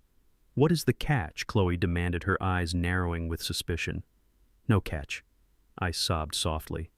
"Just please let me keep the small storage room in the basement, the one near the boiler. It is dark and out of the way. I will not come upstairs. I will not bother your guests. I will not even use the main kitchen. Just let me put a small cot down there. I will sign the whole estate over to you if you just let me die in the basement of the house I built." It was the most pathetic, humiliating plea a father could ever make to a son. It was an offer to become a prisoner in the dark, damp bowels of my own home just to avoid the streets. I waited to see if Trey had even a single drop of human decency left in his soul. I waited to see if hearing his father beg to live in a boiler room would break the spell of his greed. It did not. Trey looked at Chloe. She smiled a sharp, triumphant predator's smile and gave him a firm nod. "All right, Dad," Trey said, his voice dripping with condescension. "If you are ready to be reasonable and sign the deed over legally, we can make an arrangement. But you have to do it tonight. I have investors here and I need to prove that my asset portfolio is secure." "I will come right now," I whispered, acting breathless with relief. "I will walk over. I just want this to be over. You do exactly what I tell you." Chloe interrupted, her voice commanding and cold. "You do not walk through the front door. You do not let any of my guests see you. You walk down the alley and approach the back service gate. I have security guards posted. I will tell them to let you in through the servant entrance. You wait in the mudroom until I bring the papers. Do you understand me?" "Yes, Chloe," I whimpered. "The back gate. The mudroom. I understand. Thank you. Thank you so much." I hung up the phone. I sat in my penthouse and took a deep, steadying breath. The pathetic old man vanished into the thin air, leaving only the architect behind. On the screen, I watched Chloe grab Trey by the lapels of his tuxedo and kiss him hard. "We did it," she whispered excitedly. "He completely broke. He's going to sign the house over. We take the deed to the bank tomorrow, unfreeze the accounts, and we are saved." "What about the basement?" Trey asked, looking a little uneasy. "Are we really going to let him live down there?" Chloe laughed, a dark, heartless sound. "Are you stupid, Trey? Once his signature is on that deed, this is my property. The second the ink dries, I am having the security guards drag him out the back gate and throw him in the street. He is never setting foot in this house again." I watched her smooth down her beautiful sapphire dress, check her reflection in the study mirror, and march back out into the party to mingle with her wealthy guests. She felt like an absolute queen. She had conquered the old man. She had secured the castle. Through the exterior cameras, I watched her walk out to the back patio in the freezing rain, holding an umbrella. She approached the two massive private security guards she had hired for the night. "Listen to me carefully," she told the guards, pointing toward the alley. "In about 20 minutes, a crazy old man looking like a homeless beggar is going to come to this gate. Let him into the mudroom, but do not let him take another step into the main house. I am going to have him sign a legal document. The absolute second I have that paper in my hand, you two are going to grab him by the arms, drag him out of this neighborhood, and make sure he never comes back. If he screams, cover his mouth. I do not want my guests disturbed." The guards nodded, strictly following the orders of the woman paying their salary. I closed the laptop. The stage was set. The audience was gathered. The villains were standing exactly on the trap door, waiting for the lever to be pulled. I stood up and walked into my expansive closet. I reached past the flannel shirts and the old denim. I pulled out a custom-tailored midnight black Tom Ford suit. I put on a crisp white silk shirt and fastened a pair of heavy platinum cufflinks. I slid my feet into polished Italian leather shoes. Finally, I reached into my velvet watch box and strapped a solid gold Patek Philippe timepiece to my wrist. I walked over to the mirror. I did not look like a retired construction worker begging for a cot in the basement. I looked like the multi-billion-dollar chairman of Wright Holdings. I looked like the king. I reached into the inside pocket of my jacket, feeling the heavy, crisp paper of the emergency expulsion order signed by the Supreme Court judge. Chloe wanted me to come through the alley like a rat. She wanted me to hide in the shadows so her elite guests would not see the dirty old man who built her world. But a king does not use the servant entrance. A king kicks the front doors wide open. I picked up my secure phone and called my head of security. "Bring the motorcade around," I ordered. "It is time to go home." The rain was still pouring over Atlanta, washing the streets clean, but inside the back of my armored black SUV, it was perfectly silent. I sat in the plush leather seat, staring out the tinted windows as my three-vehicle motorcade glided through the wealthy, tree-lined streets of my neighborhood. I was no longer the tired, stooped old man in the faded flannel shirt. I was wearing a midnight black, custom-tailored Tom Ford suit that cost more than the cars most people drove. My white silk shirt was crisp, and the heavy, solid gold Patek Philippe watch on my wrist gleamed faintly in the low light of the cabin. For years I had hidden this version of myself. I had buried the billionaire chairman under the guise of a humble retired construction worker because I wanted my son to build his own pride. I wanted him to be a man. But Trey had proven that he was nothing more than a coward hiding behind a wicked, racist woman. They wanted to throw me into a dark alley and steal my life. It was time to show them that you do not invite a wolf into your house and expect it to behave like a sheep. As my motorcade turned onto my street, I could see the massive mansion lit up like a jewel. The driveway was completely packed with Ferraris, Bentleys, and high-end Mercedes sedans. A team of valet drivers in white shirts were rushing around under umbrellas, trying to manage the chaotic overflow of arrogant wealth. My lead driver did not slow down. He did not ask for permission to enter. He drove the massive, heavy SUV directly up the center of the circular driveway, forcing two valet drivers to jump out of the way. The other two SUVs in my convoy flanked us, effectively blocking the entire front entrance. The valets stood frozen, completely unsure of what to do. This was not the arrival of a mere guest. This was a display of absolute aggressive power. My personal security chief, a giant of a man named Marcus, stepped out of the front passenger seat. He opened his umbrella and opened my door. I stepped out into the humid Georgia night. I did not hunch my shoulders. I did not shuffle my feet. I stood at my full 6'2" height, my posture perfectly straight, carrying the weight of a man who commanded thousands of employees and billions of dollars. I looked up at the grand marble steps of the house I had built. The heavy oak double doors were wide open to let the cool night breeze circulate through the packed party. From where I stood at the bottom of the steps, I could see directly into the grand foyer. Chloe was standing right inside the entryway holding a crystal flute of champagne. She was laughing loudly at a joke someone had just told, playing the perfect, elegant hostess. Then her eyes drifted toward the driveway to see who had just arrived in such an imposing motorcade. I watched her face freeze. I watched her eyes lock onto me. At first there was total confusion. She saw a tall, powerful black man in an impeccably tailored luxury suit surrounded by professional security. But then her eyes moved up to my face, and the recognition hit her like a physical blow. The confusion instantly morphed into absolute unhinged rage. She slammed her champagne flute down on a nearby side table so hard the crystal nearly shattered. She completely abandoned her wealthy guests and stormed out the front doors, marching onto the covered porch. Her face was flushed red with anger, her perfectly styled hair catching the damp wind. "What the hell are you doing at the front door?" she hissed, her voice a venomous, furious whisper. She looked me up and down, taking in the designer suit, the silk tie, and the gold watch. Her eyes widened with a new kind of panic. "Where did you get those clothes? Did you break into one of the guest rooms upstairs? Did you steal from my parents?" I did not stop walking. I took a slow, deliberate step up the marble stairs. My security chief walked silently right behind me. "I told you to go to the alley," Chloe commanded, her voice rising in volume as she realized I was not stopping. "You were supposed to wait in the mudroom. If you think you are coming inside my party looking like a dressed-up thief to beg for money, you are completely out of your mind. Get back out into the rain and walk around the back before I call the police and have you arrested for grand larceny." Just then, Trey appeared in the doorway behind her. He had seen her storm out and rushed over to stop a scene. When he saw me standing there looking like the corporate titan I truly was, his jaw literally dropped. He grabbed the doorframe to steady himself. "Dad," Trey gasped, his voice trembling violently. "What are you doing? Where did you steal that suit? You have lost your mind. The police are going to throw you in jail. You need to take that off and go to the back gate right now. Please, before the investors see you." "Investors," I said softly. My voice was deep resonant and completely stripped of the pathetic, wavering tone I had used on the phone an hour ago. "You mean the men inside drinking my champagne?" Chloe stepped forward, physically trying to block the massive double doors with her body. "You are not stepping 1 foot inside this house, you crazy old fool. Guards!"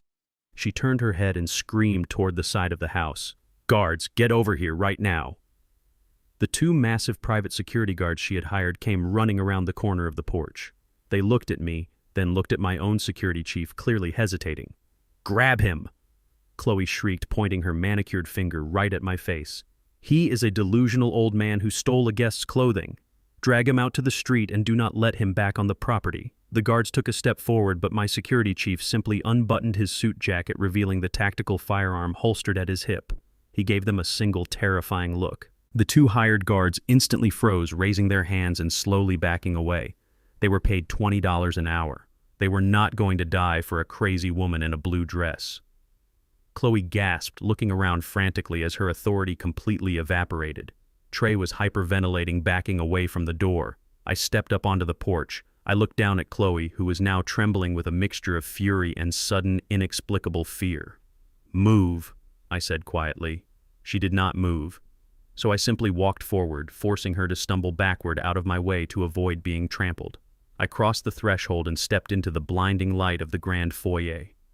The string quartet was playing a soft classical piece in the corner. The massive living room was packed with over 100 of Atlanta's most elite venture capitalists, real estate developers, and private equity managers. These were the people Trey was desperately trying to impress to save his fraudulent tech company. These were the people Chloe wanted to rule over. As I walked into the center of the room, Chloe came running in, right behind me, completely losing whatever shred of sanity she had left. "Stop looking at him," she yelled to her guests, her voice cracking with hysteria. "Somebody call the police. This man is a thief. He is an intruder. He is my husband's crazy father, and he broke in here to steal." The music abruptly stopped. The string quartet lowered their instruments. The entire room went dead silent. 100 pairs of eyes turned to look at the commotion. They looked at Chloe, screaming like a madwoman, and then they looked at me. I stood perfectly still in the center of the room, adjusting my platinum cufflinks. I waited for the realization to set in. I did not have to wait long. Standing near the fireplace was Arthur Sterling, the most ruthless, powerful venture capitalist in the entire state of Georgia. He was the man Trey was depending on to write a massive check tonight. Arthur was holding a glass of scotch, frowning at Chloe's screaming, but when his eyes landed on me, his entire demeanor changed. The color drained from Arthur's face. He quickly put his glass down on the marble mantel. He aggressively buttoned his suit jacket, smoothing his tie with nervous, shaking hands. He pushed past Trey, who was standing frozen in shock, and walked directly toward me. Arthur did not call for security. He did not look at me with pity. He stopped exactly 3 feet in front of me, lowered his head, and extended his hand with the utmost reverence. "Chairman Wright." Arthur said, his voice echoing loudly in the completely silent room. "I had absolutely no idea you were going to be in attendance tonight. It is an absolute honor to see you, sir." Chloe stopped breathing. Her mouth hung open. She looked at Arthur, then looked at me. Her brain completely short-circuiting. Suddenly, a domino effect ripped through the entire ballroom. A senior partner from Goldman Sachs stepped forward, bowing his head. "Good evening, Mr. Chairman." The president of the largest real estate firm in the South practically shoved his way to the front. "Mr. Wright, it is a privilege. We have been trying to get a meeting with your office for 6 months. One by one, the most powerful, arrogant, wealthy white men and women in Atlanta, the very people Chloe worshipped and groveled to, were stepping forward, lowering their heads and addressing me with pure, unadulterated fear and respect. To Chloe and Trey, I was a dirty, broke, old laborer. But to the masters of the financial universe standing in that room, I was the undisputed king. I looked at Trey. He looked like he was going to vomit. His legs gave out and he collapsed onto a nearby chair, burying his face in his hands as the reality of what he had done finally crushed him.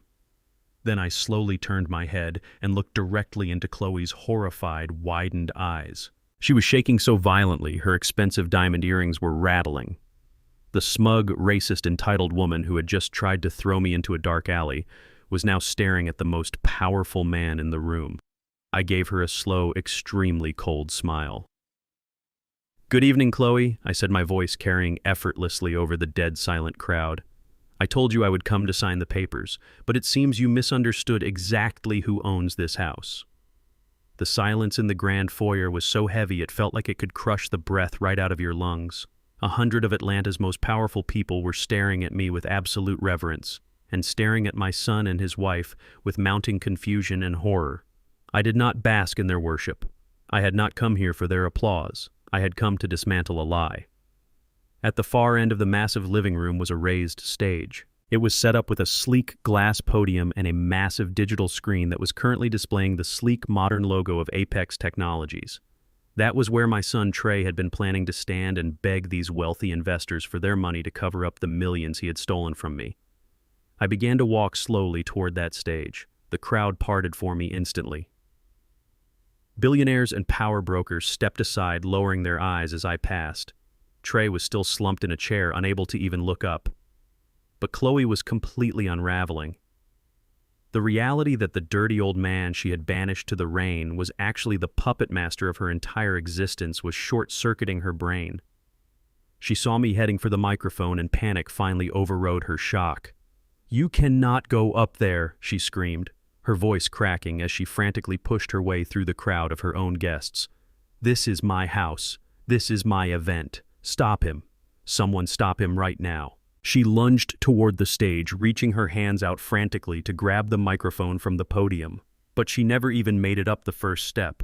My security chief, Marcus, stepped smoothly into her path. He did not hurt her. He did not even raise his hands. He simply stood there, an immovable wall of muscle and custom-tailored fabric. Chloe slammed into his chest and bounced back, almost falling over her expensive high heels. "Move!" she shrieked hysterically, hitting Marcus on the arm. "Get out of my way, you giant thug!" Marcus did not blink. He just looked down at her with absolute cold indifference. "You need to step back, ma'am," he said, his voice a low rumble that echoed through the silent room. I stepped up to the glass podium and adjusted the microphone. I looked out over the sea of wealthy faces. I saw Arthur Sterling standing in the front row, watching me with rapt attention. I saw Richard and Susan, Chloe's arrogant parents, standing frozen by the fireplace, the color completely drained from their entitled faces. "Good evening, everyone," I said, my voice booming through the state-of-the-art sound system I had personally paid for. For those of you who do not know me, my name is Desmond Wright. I am the founder and chairman of Wright Holdings, and until about an hour ago, the woman screaming at the bottom of these stairs believed I was a homeless beggar trespassing in her home. A collective gasp rippled through the crowd. People turned to stare at Chloe, who was now trembling with humiliation, her face bright red. "You see," I continued, gripping the edges of the podium, "I believe that wealth is a tool, not an identity. When my son Trey decided to enter the business world, I stepped back. I lived quietly in a small room on the ground floor of this estate. I wore my old construction clothes. I drove my old work truck. I wanted to see what kind of man he would become when he thought he was the king of the castle. I wanted to see how he and his new bride would treat the people they believed were beneath them." I paused, letting the weight of my words sink into the silent room. "Unfortunately, I found out," I said, my voice dropping to a dangerous, icy register. "I found out that my son and his wife are not entrepreneurs. They are parasites. And tonight, they gathered all of you here to ask for your money to cover up the fact that they have been bleeding my accounts dry." Trey let out a loud, pathetic sob from the corner of the room, but I ignored him. I reached into my pocket and pulled out my encrypted phone. I synced it directly to the massive presentation screen behind me. The Apex Technologies logo vanished instantly. In its place, a highly magnified, scanned document appeared on the massive screen. It was on official medical letterhead featuring the heavy stamp of a licensed physician. "This," I announced, pointing to the screen, "is a medical certificate diagnosing me with severe terminal Alzheimer's disease. It declares me a danger to myself and completely incapable of managing my own assets. It was signed just last night in this very living room by Dr. Gregory Thorne." Whispers broke out among the guests. Several prominent doctors and hospital board members in the crowd leaned in to read the document, their faces twisting with professional disgust. "But there is a slight problem with this diagnosis," I continued. "Dr. Thorne never examined me. In fact, he never even saw me. He signed this piece of paper because my daughter-in-law Chloe handed him a heavy envelope containing $50,000 in stolen cash." "That is a lie," Chloe shrieked from the floor, pointing wildly at me. "He is lying. He doctored that document. He is trying to ruin us because he is insane. Do not listen to him." I did not argue with her. I simply pressed a button on my phone. The audio recording I had captured through the hidden surveillance system boomed out over the party speakers. The sound quality was flawless. Everyone in the room heard Dr. Thorne's slick, arrogant voice. "You are asking me to falsify a terminal cognitive decline diagnosis for a man I have not even taken a basic blood pressure reading on." Then they heard Chloe's voice loud and clear, dripping with desperate malice. "Everyone has a price, Gregory. Name it." Then the sound of the doctor demanding $50,000 cash. And finally Chloe's chilling response. "This is it. Tomorrow morning we take this straight to the judge. We get the emergency conservatorship approved. We take back the house, and we force the bank to unfreeze the accounts. The old man is finished. The audio clipped off. The silence that followed was absolute and terrifying. The high society elite of Atlanta stared at Chloe with pure, undisguised revulsion. She had just been exposed not only as a fraud, but as a ruthless criminal who tried to mentally enslave her own father-in-law for his money. Chloe's mother, Susan, put her hand to her mouth, looking like she was going to be sick. Her father, Richard, stared at the floor, completely humiliated. But I was not done. I looked down at Chloe, who was now openly weeping, shaking her head as her entire fake social empire collapsed into ash. "You told everyone this was your house, Chloe?" I said, my voice echoing off the vaulted ceilings.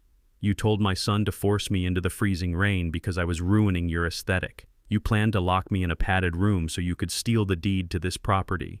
I pulled the folded legal document from the inside pocket of my Tom Ford suit. "But you made one fatal miscalculation," I told her, holding the heavy paper up for the crowd to see. "Trey never owned this mansion. His name was never on the deed. This entire estate, the ground it sits on, the walls that surround you, and the very floor you are crying on, belongs entirely to a subsidiary of Right Holdings." The crowd murmured in shock.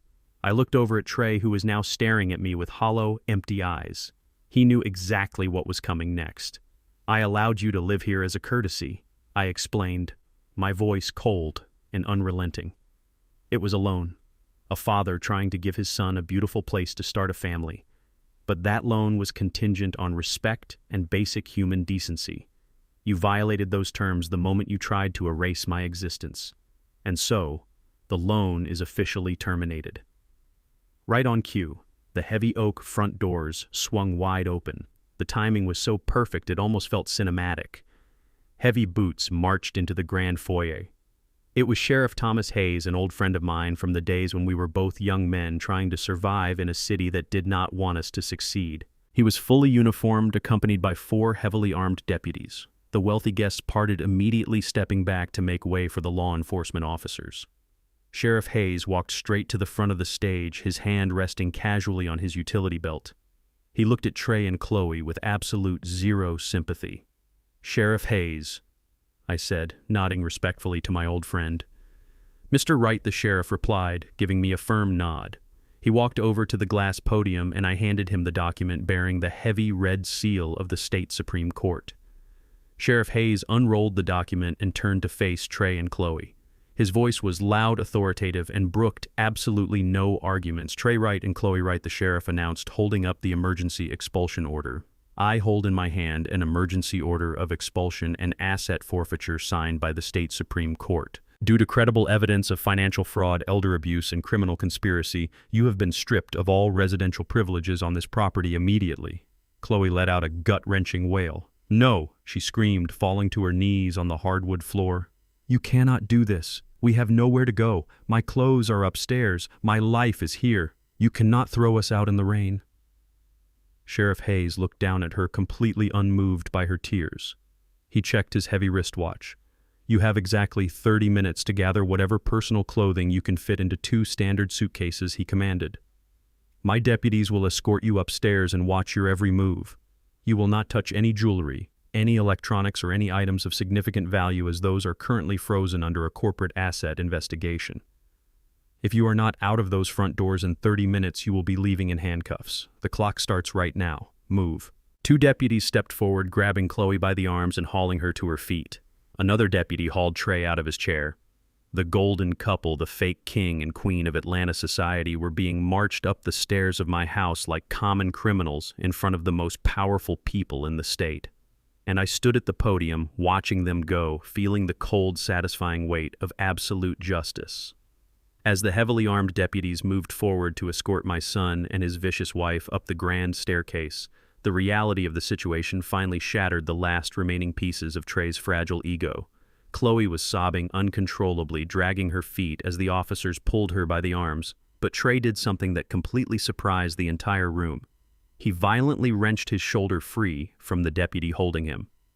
The deputy reached for his tactical belt, ready to take him down to the floor. but I simply raised my hand, signaling the officer to hold on for just a moment. Trey stumbled forward and fell hard onto his knees right at the base of the glass podium where I was standing. He looked up at me with tears streaming down his face, his custom-tailored tuxedo wrinkling against the polished hardwood floor. "Dad, please," he begged, his voice echoing with a pathetic desperation that made my stomach turn. "You can take the house. You can kick us out into the street, but please do not do this right now. My company is everything to me. The most important investors in the city are standing right here in this room. If you do this in front of them, you will destroy my entire business. I am begging you, Dad. Do not take my empire away from me." I looked down at the boy I had raised. He was completely terrified, but his terror was entirely misplaced. Even in the face of his own mother-in-law trying to steal my property and throw me into a mental asylum, all Trey cared about was his fake reputation. He actually believed he had built an empire. He actually thought he was a self-made man standing on the verge of incredible wealth. I leaned closer to the microphone. My voice was calm, steady, and completely devoid of any parental warmth. "Your empire," I repeated, letting the word hang heavily in the silent ballroom. "Trey, an empire is built on a solid foundation. It is built on hard work, late nights, and actual tangible value. What you have built is not an empire. It is a house of cards sitting on a foundation of absolute deceit. And tonight, a very strong wind has come to blow it all down." I reached into my pocket and pulled out my encrypted smartphone once again. I tapped the screen, syncing a new set of documents to the massive digital display mounted on the stage behind me. "I want all of you to look closely at the screen," I announced, addressing the crowd of elite venture capitalists and hedge fund managers. "My son invited you here tonight to ask for your capital. He promised you that Apex Technologies was on the verge of launching a revolutionary software platform. He told you he had already secured $2.5 million in initial seed funding from a highly exclusive anonymous syndicate out of Silicon Valley." I paused, watching Arthur Sterling and the other prominent investors lean forward, their eyes fixed on the massive screen. That was his first lie, I stated plainly. There is no anonymous syndicate in Silicon Valley. 3 years ago, when my son told me he wanted to enter the tech industry, I decided to give him the head start I never had. I used a shell corporation owned entirely by Wright Holdings to inject $2.5 million into his startup. I was his only angel investor. I gave him that money because I wanted him to learn how to build something real. Trey stayed on his knees, staring up at me with his mouth completely open. The shock on his face was absolute. For 3 years, he had strutted around Atlanta bragging about how he had charmed a room full of brilliant tech billionaires into backing his genius vision. He had looked down on me thinking I was just a simple construction worker who could never understand his complex corporate world. Now he realized that the very money funding his arrogance came directly from the calloused hands he despised. But I was not done. I tapped the screen again, and a massive, highly detailed financial spreadsheet appeared. The numbers were highlighted in bright red. If my son had actually used that money to build a software company, I would have been the proudest father in this city. I continued, my voice growing colder with every word. But unfortunately, Trey did not hire a single software engineer. He did not rent a single server. He did not write a single line of code. Instead, he treated my corporate investment fund like his own personal piggy bank. I gestured to the screen where the itemized bank statements were displayed for everyone to read. Over the last 36 months, Trey systematically embezzled exactly $2 million of company funds. I explained, exposing his crimes to the very people he was trying to impress. He funneled the capital into private offshore accounts to hide his tracks. He used investor money to buy a customized Porsche in cash. He used it to buy designer handbags and luxury vacations for his wife. And most disgustingly, he used hundreds of thousands of dollars to quietly pay off the massive corporate debts of his wife's parents, Richard and Susan Albright, just so they would accept him into their racist, elitist family. A collective murmur of deep professional disgust swept through the ballroom. The wealthy investors in the crowd were ruthless people, but the one thing they absolutely hated more than anything else was a fraud who stole investor capital. They looked at Trey with pure, unadulterated contempt. Arthur Sterling crossed his arms tightly, shaking his head in absolute disgust. Trey was shaking violently, crying into his hands. "Dad, please stop," he whimpered. "You are ruining my life. I can fix this. I can pay it back. I just need these investors to believe in me. You cannot fix this." Trey, I said, looking down at him with zero sympathy. Because you do not have a company anymore.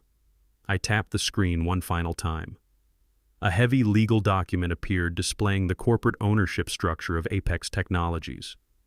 When I provided the initial $2.5 million in seed capital through my shell corporation, I secured exactly 80% equity in your startup, I informed him. You were so desperate for the cash you signed the term sheet without even having a real lawyer read the fine print. You only own 20% of this empty ghost ship, Trey. I am the primary shareholder. I am the chairman of the board. And as the absolute majority owner, I am exercising my legal right to dissolve the corporation effective immediately. Trey let out a choked, desperate gasp. He grabbed the fabric of his trousers, trying to pull himself up, but his legs were too weak. Apex Technologies no longer exists, I announced to the room. All remaining assets are currently frozen and will be liquidated to recover the stolen capital. Any potential investors in this room should consider this presentation a formal warning. My son is not a tech genius. He is a common thief who was planning to use your money to pay off the millions he stole from me. The reaction from the crowd was instantaneous and brutal. Arthur Sterling, the billionaire venture capitalist Trey had been courting for months, stepped out of the crowd and walked right up to the edge of the stage. He did not even look at me. He looked directly down at Trey, who was still kneeling on the floor. "You are a disgrace," Arthur said, his voice cutting through the silent room like a knife. "You tried to sit at my table and lie to my face while you were actively stealing from your own father. I am going to make a few phone calls before I go to sleep tonight, Trey. I am going to personally ensure that you never raise a single penny in this city ever again. You are completely finished." Arthur turned his back on my son and walked straight toward the front doors. The rest of the elite investors immediately followed his lead. They did not say goodbye.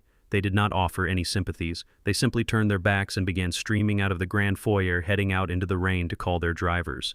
In less than 60 seconds, the massive crowd of powerful people completely vanished, leaving behind empty champagne glasses and a chilling silence. Trey was left kneeling on the hardwood floor completely alone. His fake startup was legally destroyed. His reputation in the financial world was permanently obliterated.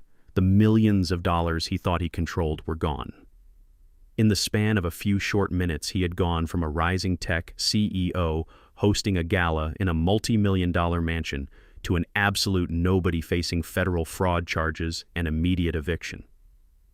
Sheriff Hayes stepped forward, resting his hand heavily on Trey's shoulder. "Your 30 minutes are almost up, son," the sheriff said, his voice offering no comfort whatsoever. "I highly suggest you go upstairs and pack your bags, because whether you have a company or not, you are still trespassing on this property." The deputy hauled Trey to his feet. My son looked completely hollowed out, as if his very soul had been ripped from his chest. He did not look at me again as the deputies marched him up the grand staircase.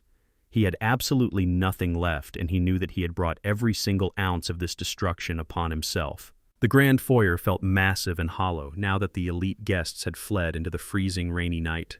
The string quartet had long since packed their instruments and run out the back door. Only the heavy breathing of Sheriff Hayes and his deputies remained echoing off the vaulted ceilings as they hauled my son Trey and his vicious wife Chloe up the sweeping marble staircase to pack their pathetic bags.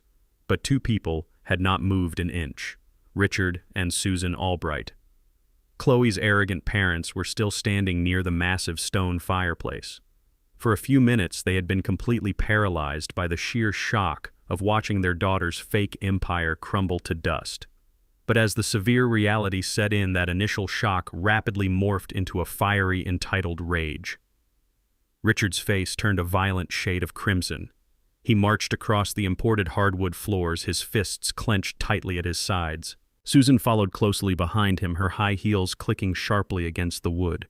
They marched right up to the base of the glass podium, where I stood, refusing to accept that the balance of power had completely shifted. "You listen to me, you arrogant thug," Richard spat, his voice trembling with an uncontrollable fury. "You think you can just march in here wearing a fancy custom suit and humiliate my daughter in front of the entire city. I do not care how much money you claim to have or what kind of corrupt shell companies you run in the shadows. To me, you are nothing but a common, uneducated laborer playing dress-up. I know the mayor of Atlanta. I know the governor. I have a massive team of elite corporate lawyers who will tie you up in endless litigation for the rest of your miserable life. You are going to pay dearly for what you did to my family tonight." Susan crossed her arms tightly over her chest, nodding in aggressive agreement. "You are a complete monster," she hissed, her face twisted in a mask of ugly superiority. "Chloe is a delicate, sophisticated girl. She married into your broken family in good faith, and you set out to completely destroy her. We are decent people. We come from a long, esteemed line of respected Southern families. You will never be one of us, no matter how many billions of dollars you steal from the system. We are going to sue you for defamation, for emotional distress, and for anything else our legal team can possibly think of." I did not interrupt them. I let them vent their pathetic racist frustrations. I stood at the podium looking down at them with the exact same cold, absolute indifference I used when inspecting a cracked concrete foundation. They were so utterly blinded by their own unearned sense of superiority that they had completely forgotten what they had done just a few hours earlier. They forgot that they had stood in my dead wife's private bedroom greedily plotting to sell her vintage jewelry to fund their lifestyle. They forgot that they were nothing more than parasites actively feeding on my son's stolen money. When they finally ran out of breath and stood there panting with rage, I motioned for my lead attorney, Nia. She had been standing quietly in the shadows of the grand hall, observing the entire pathetic display. She walked forward, her heels clicking rhythmically, and handed me a thick black leather folder. I opened it slowly and deliberately, letting the silence stretch out until it became absolutely suffocating for them. "You know, Richard?" I said, my voice low and incredibly calm. "For a man who claims to come from a long-esteemed line of old money, you certainly have a very interesting definition of wealth." I pulled a thick stack of financial documents from the folder, holding them up under the bright chandelier light. "Let us talk about Albright Logistics," I proposed, looking directly into his angry eyes. "Your shipping company has been functionally bankrupt for the last 5 years. You lost your biggest delivery contracts. You mismanaged your corporate payroll. You took out massive high-interest loans from predatory private equity firms just to keep the lights on and maintain your expensive country club memberships." Richard's face went completely pale. The aggressive red flush in his cheeks vanished instantly, leaving him looking like a very sick and tired old man. His pointing finger slowly dropped to his side. "How do you know about my company?" he stammered, his voice suddenly losing all of its arrogant thunder. "Because, Richard, my son was the only thing keeping you out of a federal bankruptcy court," I explained, making sure my voice carried clearly to where Chloe was standing on the staircase balcony, clutching her hastily packed suitcase. "Trey was embezzling millions of dollars from my private investment fund, and he was wiring you $50,000 every single month just to cover the crippling interest on your massive corporate debts. He paid for your luxury car leases. He paid the overdue mortgage on your suburban estate. He bought your fake affection with my hard-earned money." Susan gasped loudly, grabbing her husband's arm as if she needed physical support to stay standing. "Richard, tell him he is lying," she pleaded, her voice cracking with sudden panic. "Tell him our money is real. Tell him our business is fine." But Richard could not speak a single word. He was staring at the documents in my hand, his eyes wide with absolute paralyzing terror. But here's the most interesting part of the story. Richard continued flipping to the final legal document in the heavy folder.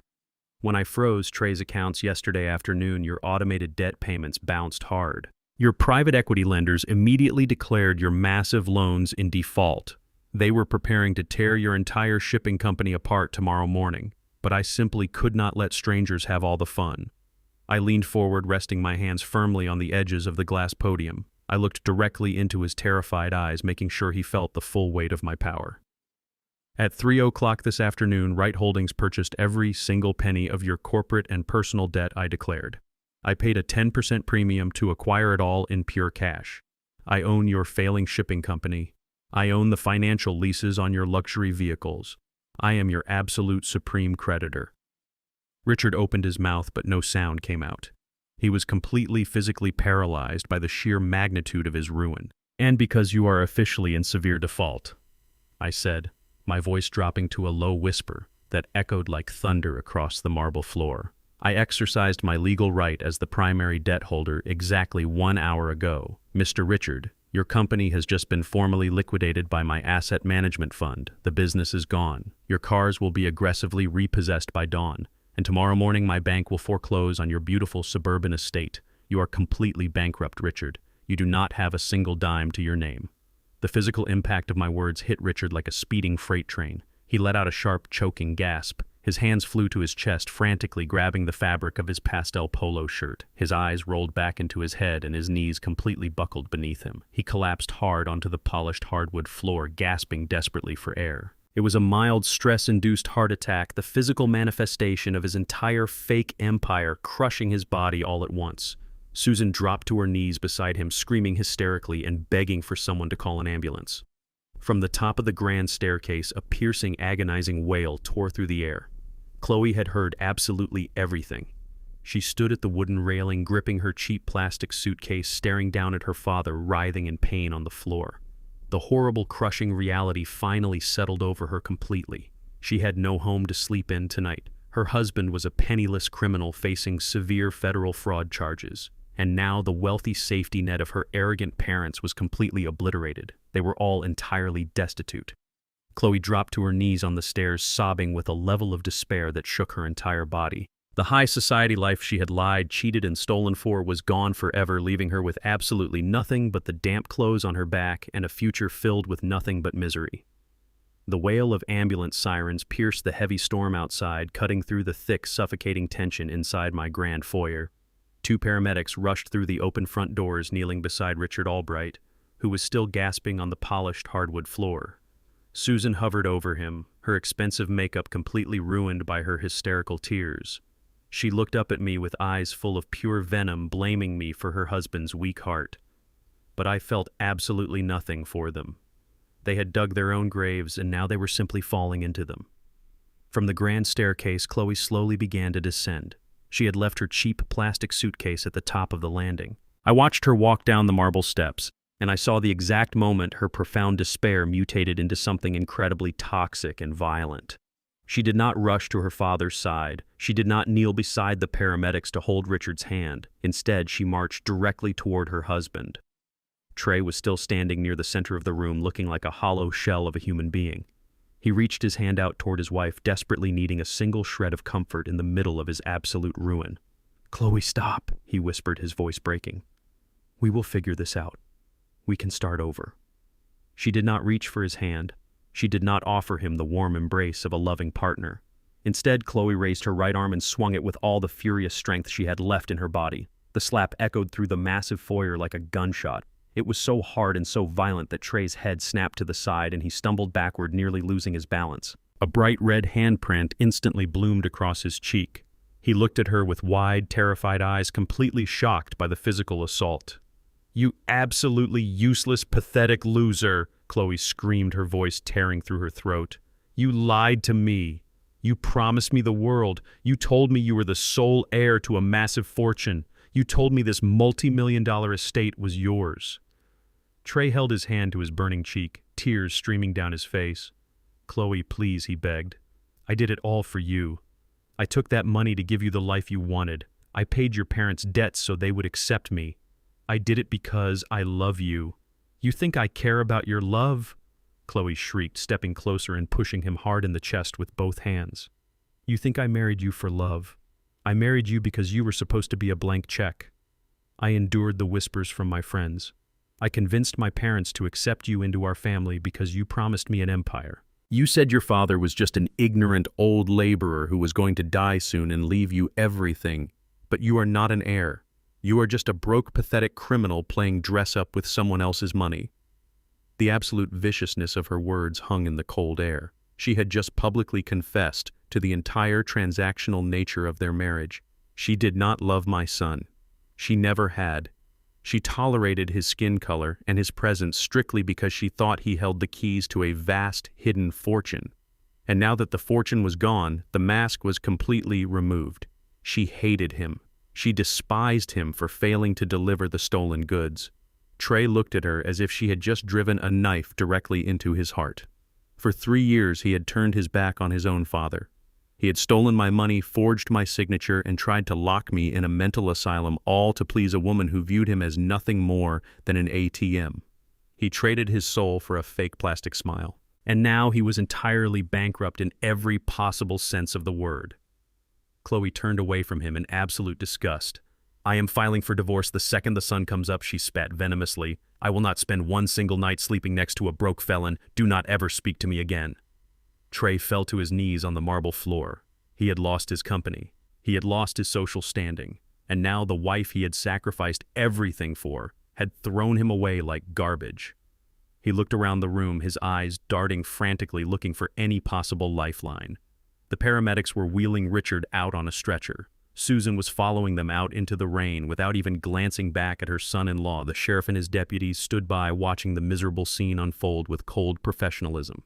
Trey's desperate eyes finally landed on me. I was still standing behind the glass podium, the undisputed architect of his complete destruction. He crawled forward on his hands and knees, sliding across the polished hardwood floor like a wounded animal.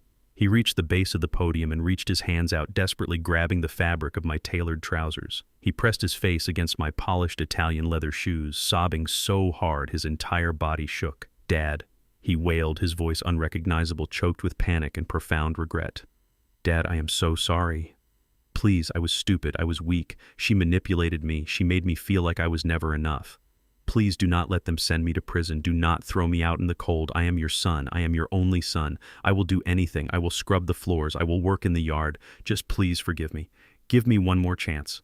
I looked down at the top of his head. For a brief, fleeting second, I saw the ghost of a little boy running through the sawdust of my old workshop, holding a wooden hammer and smiling up at me with pure, innocent joy. I felt a heavy ache in my chest for the child he used to be. But that child was dead.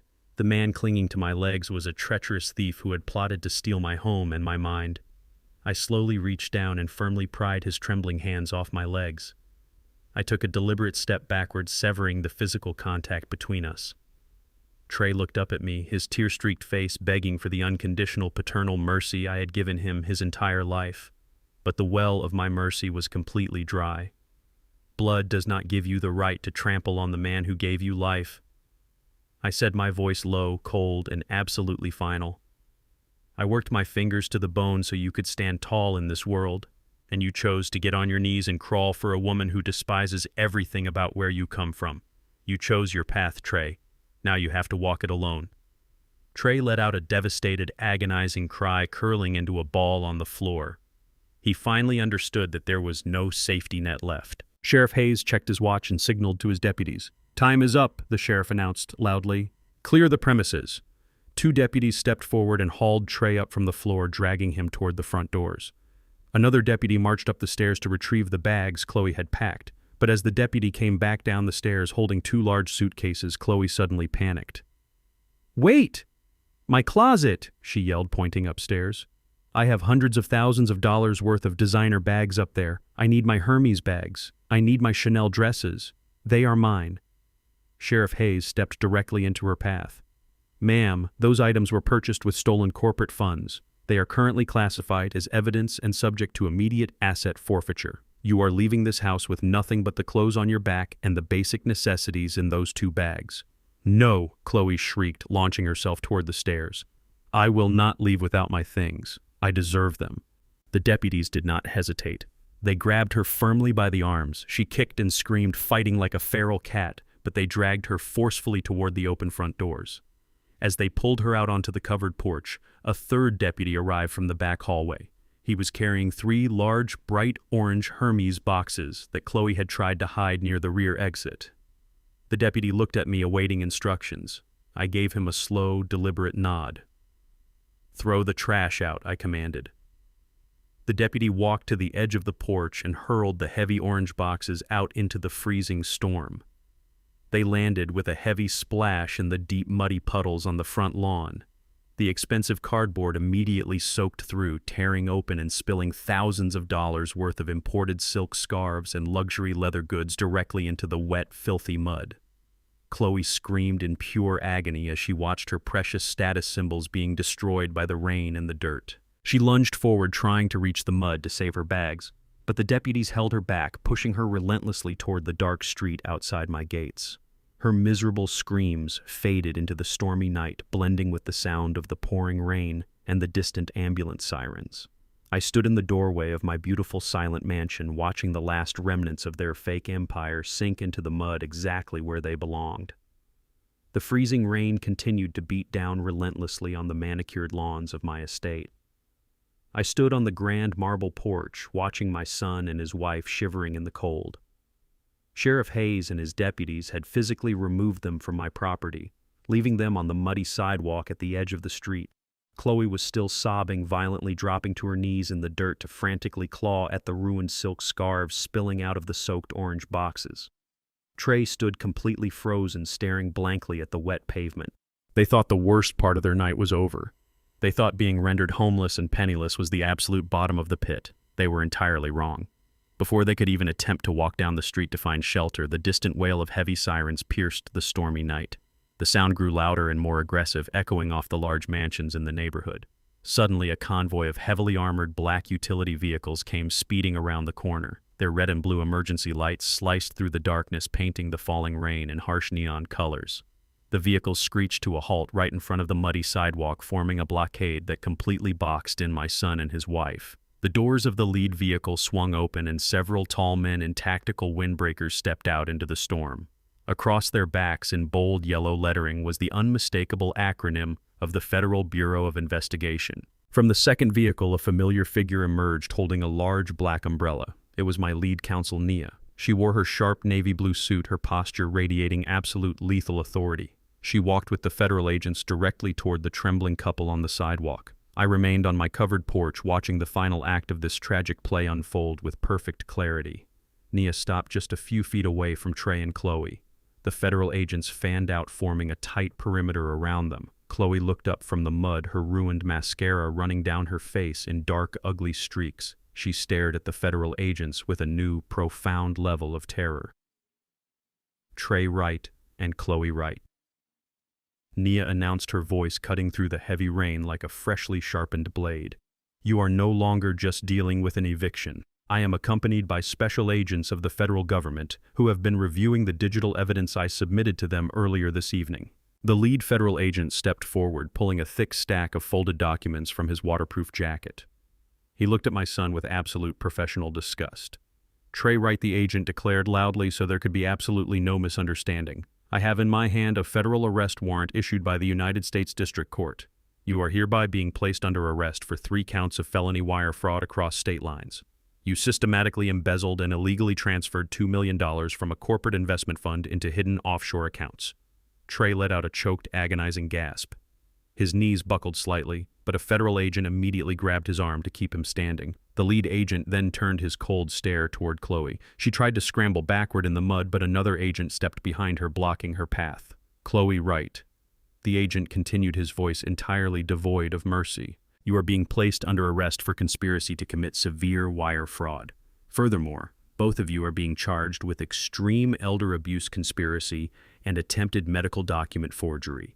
We have full audio and visual evidence of your transaction with a known criminal document forger to falsely declare your father-in-law mentally incompetent for financial gain. Chloe began to hyperventilate. Her chest heaved violently as she shook her head back and forth in pure denial. You cannot do this, she screamed, her voice shrill and completely unhinged. I am a victim here. My husband lied to me. He told me it was his money. I did not do anything wrong. I am from a good family. You cannot put me in jail. I will not survive in jail. The federal agents did not care about her good family. They did not care about her delicate high society aesthetic. An agent stepped forward, grabbing her wrists and forcefully pulling them behind her back. The harsh metallic clicking sound of heavy steel handcuffs snapping shut echoed loudly in the night. It was the sound of absolute finality, the sound of her entire fake empire crashing into the concrete. Trey did not fight. When the agent commanded him to put his hands behind his back, he simply obeyed, submitting to the cold steel cuffs without a single word of protest. His spirit was completely broken, but the ultimate humiliation was yet to come. Further down the street, parked bumper to bumper along the wealthy avenue, were the luxury cars belonging to the elite guests who had fled my mansion earlier. They had not left the neighborhood. Their drivers had been blocked by the sudden arrival of the federal convoy. The venture capitalists, the hedge fund managers, and the old money socialites Chloe had worshipped were all standing outside their vehicles holding massive golf umbrellas. They were not stepping forward to help her. They were not calling their expensive lawyers to bail her out. Instead, every single one of them was holding up their glowing smartphones. They were recording her. The bright flashes of camera lights pierced the dark street. The wealthy white elites of Atlanta were treating Chloe like a reality television spectacle. She was the arrogant girl who tried to climb into their exclusive circles, and now they were eagerly documenting her spectacular, catastrophic downfall. Chloe realized they were filming her. She looked wildly at the crowd of phones, her face twisting in pure agony. "Arthur," she sobbed, calling out to the billionaire venture capitalist standing near his Bentley. "Arthur, please help me. Call somebody. Tell them this is a mistake." Arthur Sterling did not lower his phone. He just shook his head, looking at her as if she were a piece of garbage floating in a gutter. She finally understood the harsh, brutal truth. These people never cared about her. They never considered her an equal. She was just entertainment to them, and tonight she was providing the best show in town. The agents grabbed Chloe by the arms and forcefully shoved her into the back of the armored federal transport vehicle. She kicked and screamed, but the heavy reinforced door slammed shut, plunging her into darkness. Then the agents turned to Trey. They led him toward the second vehicle. As they reached the bumper, Trey stopped walking. He turned his head slowly, looking past the federal agents, past the flashing red and blue emergency lights, and looked directly up at me, standing on the elevated marble porch. The distance between us was only about 50 feet, but it felt like an endless, unbridgeable chasm. I looked into my son's eyes. I saw the profound, bottomless regret tearing his soul apart. I saw the little boy I had carried on my shoulders, the boy I had taught to ride a bicycle in the park, the boy I had sacrificed my entire youth to protect. His eyes were begging me for a final act of salvation. He was silently pleading for his father to step down from the porch, wrap an arm around him, and make all the bad things go away. For a fraction of a second, the iron wall around my heart cracked. A powerful, overwhelming wave of paternal grief crashed into my chest. I felt a hot, stinging sensation in my eye. A single solitary tear escaped and rolled slowly down my weathered cheek. It carried the weight of 40 years of fatherhood, of lost dreams, and of a family that could never be repaired. But then I remembered the audio recording. I remembered him casually agreeing to throw my life's work into a dumpster. I remembered him sitting idly by while his wife threw me into the freezing rain. I remembered him plotting to lock me inside a mental asylum to steal the very home I had built for his mother. I raised my calloused hand and quickly wiped the tear away from my face. I hardened my jaw and squared my shoulders. Compassion is a beautiful thing, I thought to myself, staring back at him with absolute cold resolve. But compassion is not for poisonous snakes. If you warm a snake by your fire, it will only live long enough to bite you again. I did not nod. I did not speak. I simply turned my back on him. I heard the heavy slam of the federal vehicle door closing behind me, sealing his fate. The engines roared to life and the sirens wailed once more as the convoy sped away into the stormy night, carrying the two most toxic people in my life away forever. The flashing lights faded down the street, leaving my estate in pure, peaceful silence. The toxic infection had finally been removed from my property. It was time to clean my house. The heavy red and blue emergency lights slowly faded into the distance, disappearing down the winding tree-lined streets of my neighborhood. The wail of the sirens was swallowed by the steady rhythmic sound of the pouring rain. For the first time in what felt like an eternity, my property was completely silent. The massive crowd of elite guests had vanished. The federal agents were gone. The toxic infection that had plagued my family had been surgically removed. I stood on the marble porch for a long time, simply breathing in the cool, damp night air. My chest felt incredibly light. I turned around and walked back through the heavy oak double doors of the mansion. The grand foyer looked like the aftermath of a hurricane. Half-empty crystal champagne flutes were scattered across the side tables. Muddy footprints from the frantic exodus of the wealthy guests stained the imported hardwood floors that I had meticulously laid with my own hands decades ago. The air inside the house was thick with the lingering scent of Chloe's expensive, overpowering floral perfume. It smelled like fake sophistication and deeply rooted arrogance. I hated that smell. It was the scent of a woman who had tried to erase my history. I took off my tailored Tom Ford suit jacket and draped it over the wooden banister. I slowly rolled up the sleeves of my white silk shirt, exposing the thick scars and calluses on my forearms. The billionaire chairman of Wright Holdings retreated into the shadows, and the architect the builder took over. I did not want to wait until the morning to reclaim my space. I wanted the poison out of my house tonight. I picked up my secure phone and made a call to a private 24-hour estate remediation and moving crew that my company kept on a permanent retainer for rapid commercial cleanups. I told the dispatcher I needed a full team of 10 men at my address within the hour, and I needed them to bring the largest industrial disposal trucks they had available. When the crew arrived, I was waiting for them in the center of the living room. The foreman, a stout, hard-working man, walked in and asked what needed to be moved to storage.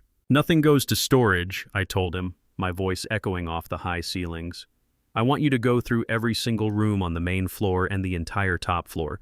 Every piece of modern furniture, every sterile white rug, every piece of abstract art, every single item that the previous occupants brought into this house is to be thrown directly into the garbage trucks. I want this place stripped down to the bare walls and the original hardwood. Do not save a single throw pillow."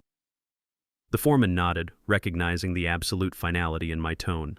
For the next 3 hours, the mansion was filled with the loud echoing sounds of heavy lifting. I watched with profound satisfaction as the cleaning crew hauled away the physical manifestations of Chloe's fake empire. They carried out the ridiculous velvet sofas she had bought to impress her country club friends. They dismantled the massive gaudy dining table where she had sat and mocked my working-class background. They threw her expensive, fragile, decorative vases into the heavy steel dumpsters parked in the driveway. With every piece of furniture that went out the front door, I felt the soul of the house slowly returning.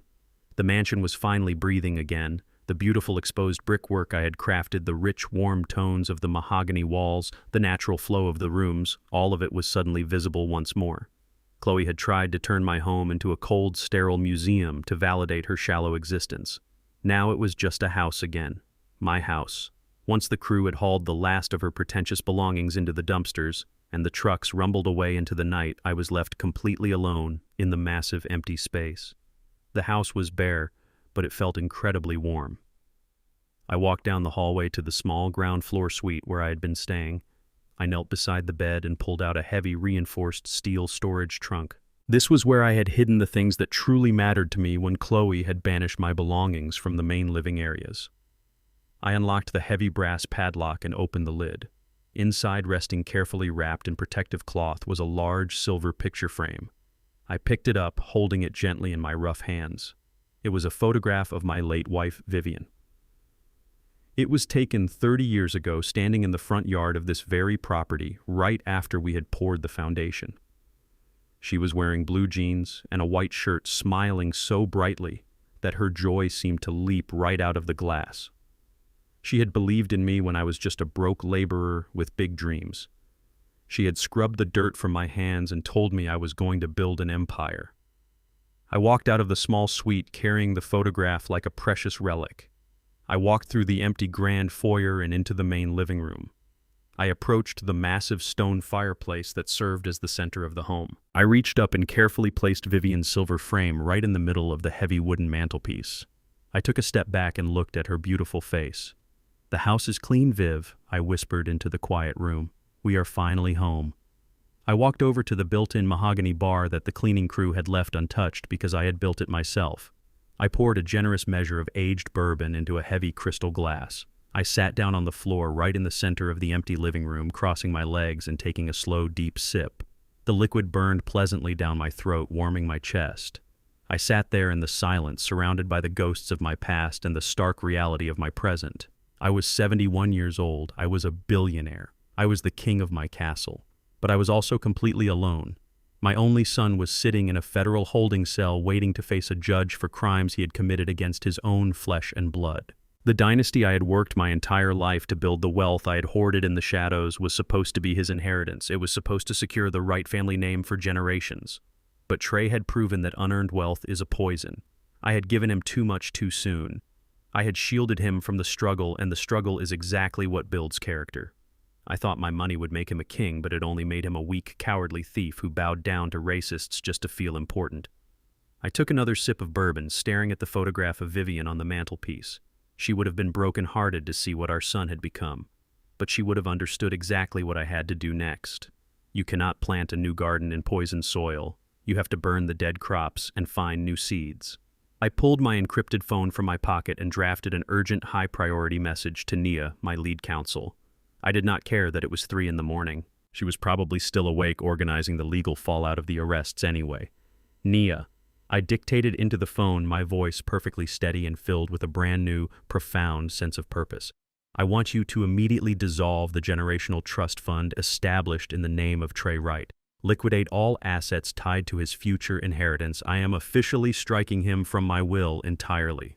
I paused, taking a deep breath before outlining the legacy that would replace him. Take the entire sum of that trust fund, I continued, and establish a new corporate entity. Name it the Vivian Wright Foundation. I want to create a massive, fully funded scholarship and mentorship program right here in Atlanta. We are going to target young orphaned black men and women, kids who are growing up in the same rough neighborhoods I came from, kids who have absolutely nothing but hunger in their bellies and fire in their eyes. I looked around the grand empty room, imagining it filled with the bright, ambitious faces of young people who actually deserved a chance. We are going to pay for their college tuitions, I told my lawyer. We are going to fund their trade schools. We are going to provide zero-interest loans for their first businesses. We are going to give them the tools, the education, and the financial foundation they need to build their own empires from the ground up. If my own blood could not understand the value of a hard day's work, then I will pass my legacy on to the children of this city who know exactly what it means to survive. I want the paperwork drafted and ready for my signature by Monday morning. I sent the message and placed the phone down on the floor next to me. A profound, overwhelming sense of peace washed over my entire body. For 3 years, I had carried the suffocating burden of my son's deceit. I had watched him twist into a monster under the influence of a toxic woman and my own misguided generosity. But that burden was gone now. The tumor had been excised. I raised my glass of bourbon toward the photograph of my beautiful wife, saluting the love we had shared and the difficult truth I had finally accepted. I was no longer building an inheritance for an ungrateful son. I was building a future for thousands of kids who would carry the right name with the honor and dignity it truly deserved. The architect had demolished the rotten structure, and the ground was finally clear to build something completely unbreakable. The rain outside finally stopped just as the first faint lines of dawn began to bleed through the massive floor-to-ceiling windows of my mansion. The storm that had raged all night, both outside my walls and inside my family, was completely over. I walked into my private study, the one room the cleaning crew was instructed never to touch. I sat down in my heavy vintage leather armchair, the chair I had bought with my very first massive commercial paycheck over 40 years ago. It creaked familiarly under my weight, greeting me like an old loyal friend. I raised my crystal glass and took a slow, deliberate sip of my aged bourbon. The liquid was warm and rich, settling deep into my chest and melting away the lingering chill of the night. The silence in the house was absolute. It was a heavy, profound silence, but for the first time in 3 years it was not suffocating. It was entirely liberating. I sat back and looked around the vast empty space of my home. I was 71 years old and I was completely, entirely alone. My only child was sitting in a cold concrete federal holding cell waiting to be processed for crimes that would likely put him away for the next decade. His wife, the woman who had tried to erase my existence, was locked in a cell right next to him, her fake empire of designer clothes and stolen prestige stripped away forever. The arrogant in-laws who had looked down on my skin color and my calloused hands were waking up to the reality of complete, total financial ruin. Many people might look at my situation and feel a deep, crushing sense of pity. They would see an old man sitting alone in a massive, empty mansion having just destroyed his own flesh and blood. They would think the loneliness must be unbearable, but they would be entirely wrong. There is a very distinct difference between being alone and being lonely. For the last 3 years, I had been surrounded by people. My son, my daughter-in-law, their wealthy, arrogant friends, their greedy parents. The house had been full of voices, footsteps, and laughter. But I had never felt more isolated in my entire life than when I was trapped in a home with people who looked at me not as a father or a human being, but as a walking, decaying bank account. I had lived with parasites who smiled to my face while sharpening the knives they planned to bury in my back. That kind of company drains your soul. It makes you question your own sanity. It makes you hide in the shadows of your own achievements just to keep the peace.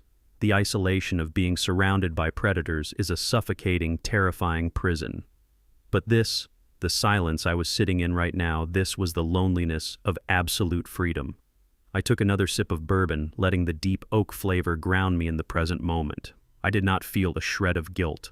A father is supposed to protect his son. He is supposed to guide him, teach him right from wrong, and provide a foundation for him to build a respectable life. I had done all of that. I gave Trey the world on a silver platter. I gave him the education, the safety, and the financial backing that I had to bleed for when I was his age, working the concrete lines in the blistering Georgia heat. But a father is also a man, and a man must demand respect. When the son you raised decides to spit on your legacy, when he stands by and watches you get thrown into the freezing rain, when he plots with criminals to lock you in a mental asylum just to steal the deed to your house, the contract of fatherhood is officially null and void. At that point, he is no longer a son making a mistake. He is a grown adult making a calculated, malicious choice to destroy you. I refuse to be a victim in my own story.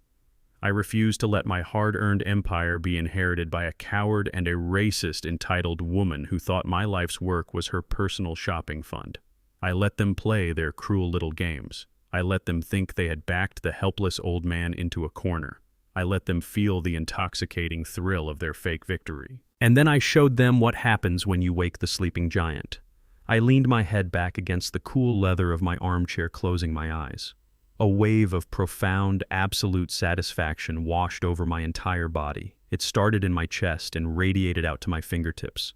It was the feeling of a king reclaiming his throne after casting out the traitors. My dignity, which Chloe had tried to strip away piece by piece, had been completely, fully restored. I was no longer the dirty old man banished to the garage. I was Desmond Wright, the architect, the titan, the master of my own universe. The sun finally crested over the Atlanta skyline, pouring bright golden light through the massive windows and illuminating the polished hardwood floors of my grand foyer. The light caught the silver picture frame resting on the mantelpiece across the hall.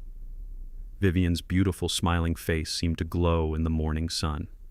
I smiled back at her. Our legacy was safe. The millions of dollars I had pulled back from Trey's frozen accounts were already being processed by my legal team. The Vivian Wright Foundation was no longer just an idea, it was a reality. In a few months, this massive empty house would not be filled with arrogant country club elites sipping stolen champagne. It would be filled with young, ambitious, black men and women from the hardest neighborhoods in Atlanta. Kids who knew the value of a dollar. Kids who understood loyalty. Kids who just needed one solid piece of foundation to build their own towering empires. They would be my true legacy. They would carry the right name with honor. I stood up from my leather chair, leaving the empty crystal glass on my desk. I walked to the grand front doors and pushed them wide open, stepping out onto the marble porch. The morning air was crisp, clean, and entirely pure. The storm had washed away the dirt, the mud, and the toxic residue of the people who had tried to bury me. I took a deep breath, filling my lungs with the sweet taste of absolute victory and unshakable peace. Blood may make you related, but loyalty, respect, and character make you family. When you build an empire from the dirt, never let entitlement convince those around you that your kindness is a weakness.